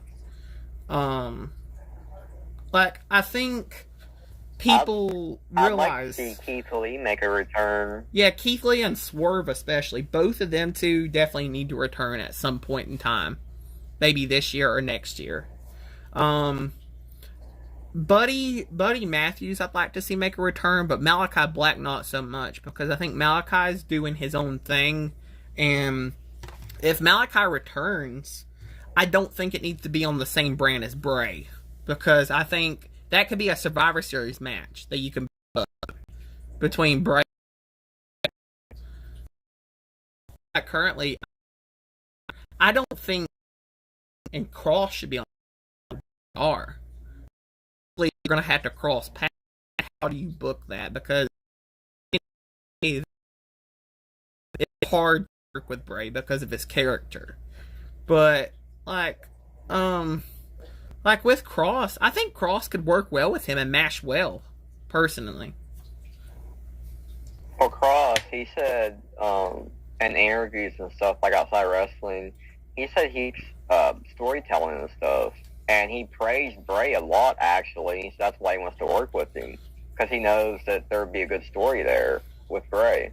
That's why he wants to work with him. I mean, speaking of returns, do we see maybe the Big Red Monster return in Kane and maybe have his final farewell as well? Just like The Undertaker did? I would say so, because Kane, he's not, to me at least, I don't think he's retired. He didn't have a send-off match. So I think you very well could see one more match from him. So I think we'll see one more match for Kane, and then, again, do we see somebody like The Undertaker again? Do you think his Never Say Never means that you'll actually see another one from him this year? I mean, it took $3 million to convince Shawn Michaels to come back. Mm-hmm. And Shawn is like a huge draw. Like, he's right there with The Undertaker for drawing. Yeah. You know, so I think if they paid Taker the right amount of money, I think you would see one more appearance from him. I think you would. Do you think that we see maybe... You think that it's a lock that we see a non-wrestling appearance from The Undertaker this year? I think we will see at least one. Because he's always appeared, usually. I mean, 2022 was the Hall of Fame. So I think he got to appear as the Undertaker character at Mania. I mean, if you do see him, if you're going to be ringside or backstage, other than that, it's going to be like on some channel or something where he's in character, but not like a wrestling ring itself. I think we'll at least see a few appearances from Legends this year. I think Austin, is a lock, because I think last year he wrestled a match against Kevin, and I don't think that was his proper send-off. I really don't. I think that he's going to have at least one more before he really hangs up his boots for the final time. I think you'll see some DX members in there, too, in the Rumble, like X-Pac or even Nash. I think you might see Nash in there, too, maybe. I think they need to do a tribute to Scott Hall, and I think what I would do for WrestleMania in particular is I think I would do a match for the IC title as a ladder match. Like a 6-man or 8-man ladder match. Oh, yeah. Because that's what Scott Hall's famous for, and I think you need to tribute Scott Hall. Because he was one of the men who revolutionized the sport for especially a ladder match. Him and Shawn Michaels both. Yeah. So, I think I would do that. And the bad guy again. Yeah, I would do that. So, regarding all of that, I mean, is there any really other topics you want to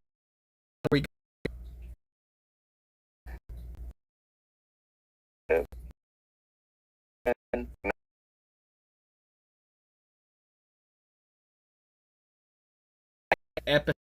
My birthday is coming up on Saturday or Sunday, and the Royal Rumble is on the 28th, I think, if I'm correct. So we might release an episode on the 22nd, releasing all of our pay-per-view predictions, if that sounds okay with you. We might actually have some more special guests. Yeah, that's fine by me. But anyway, guys, if you enjoyed the video, please leave a like, comment, and subscribe, and we'll see you guys later. Peace out. Hey, comment, your prediction.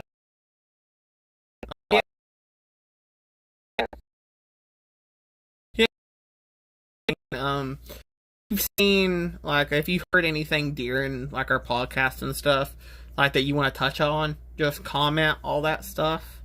And leave a like knowing that you guys like this kind of stuff so we know to keep doing it. And then, subscribe, hit that subscribe button, and we will see you guys later. Peace out.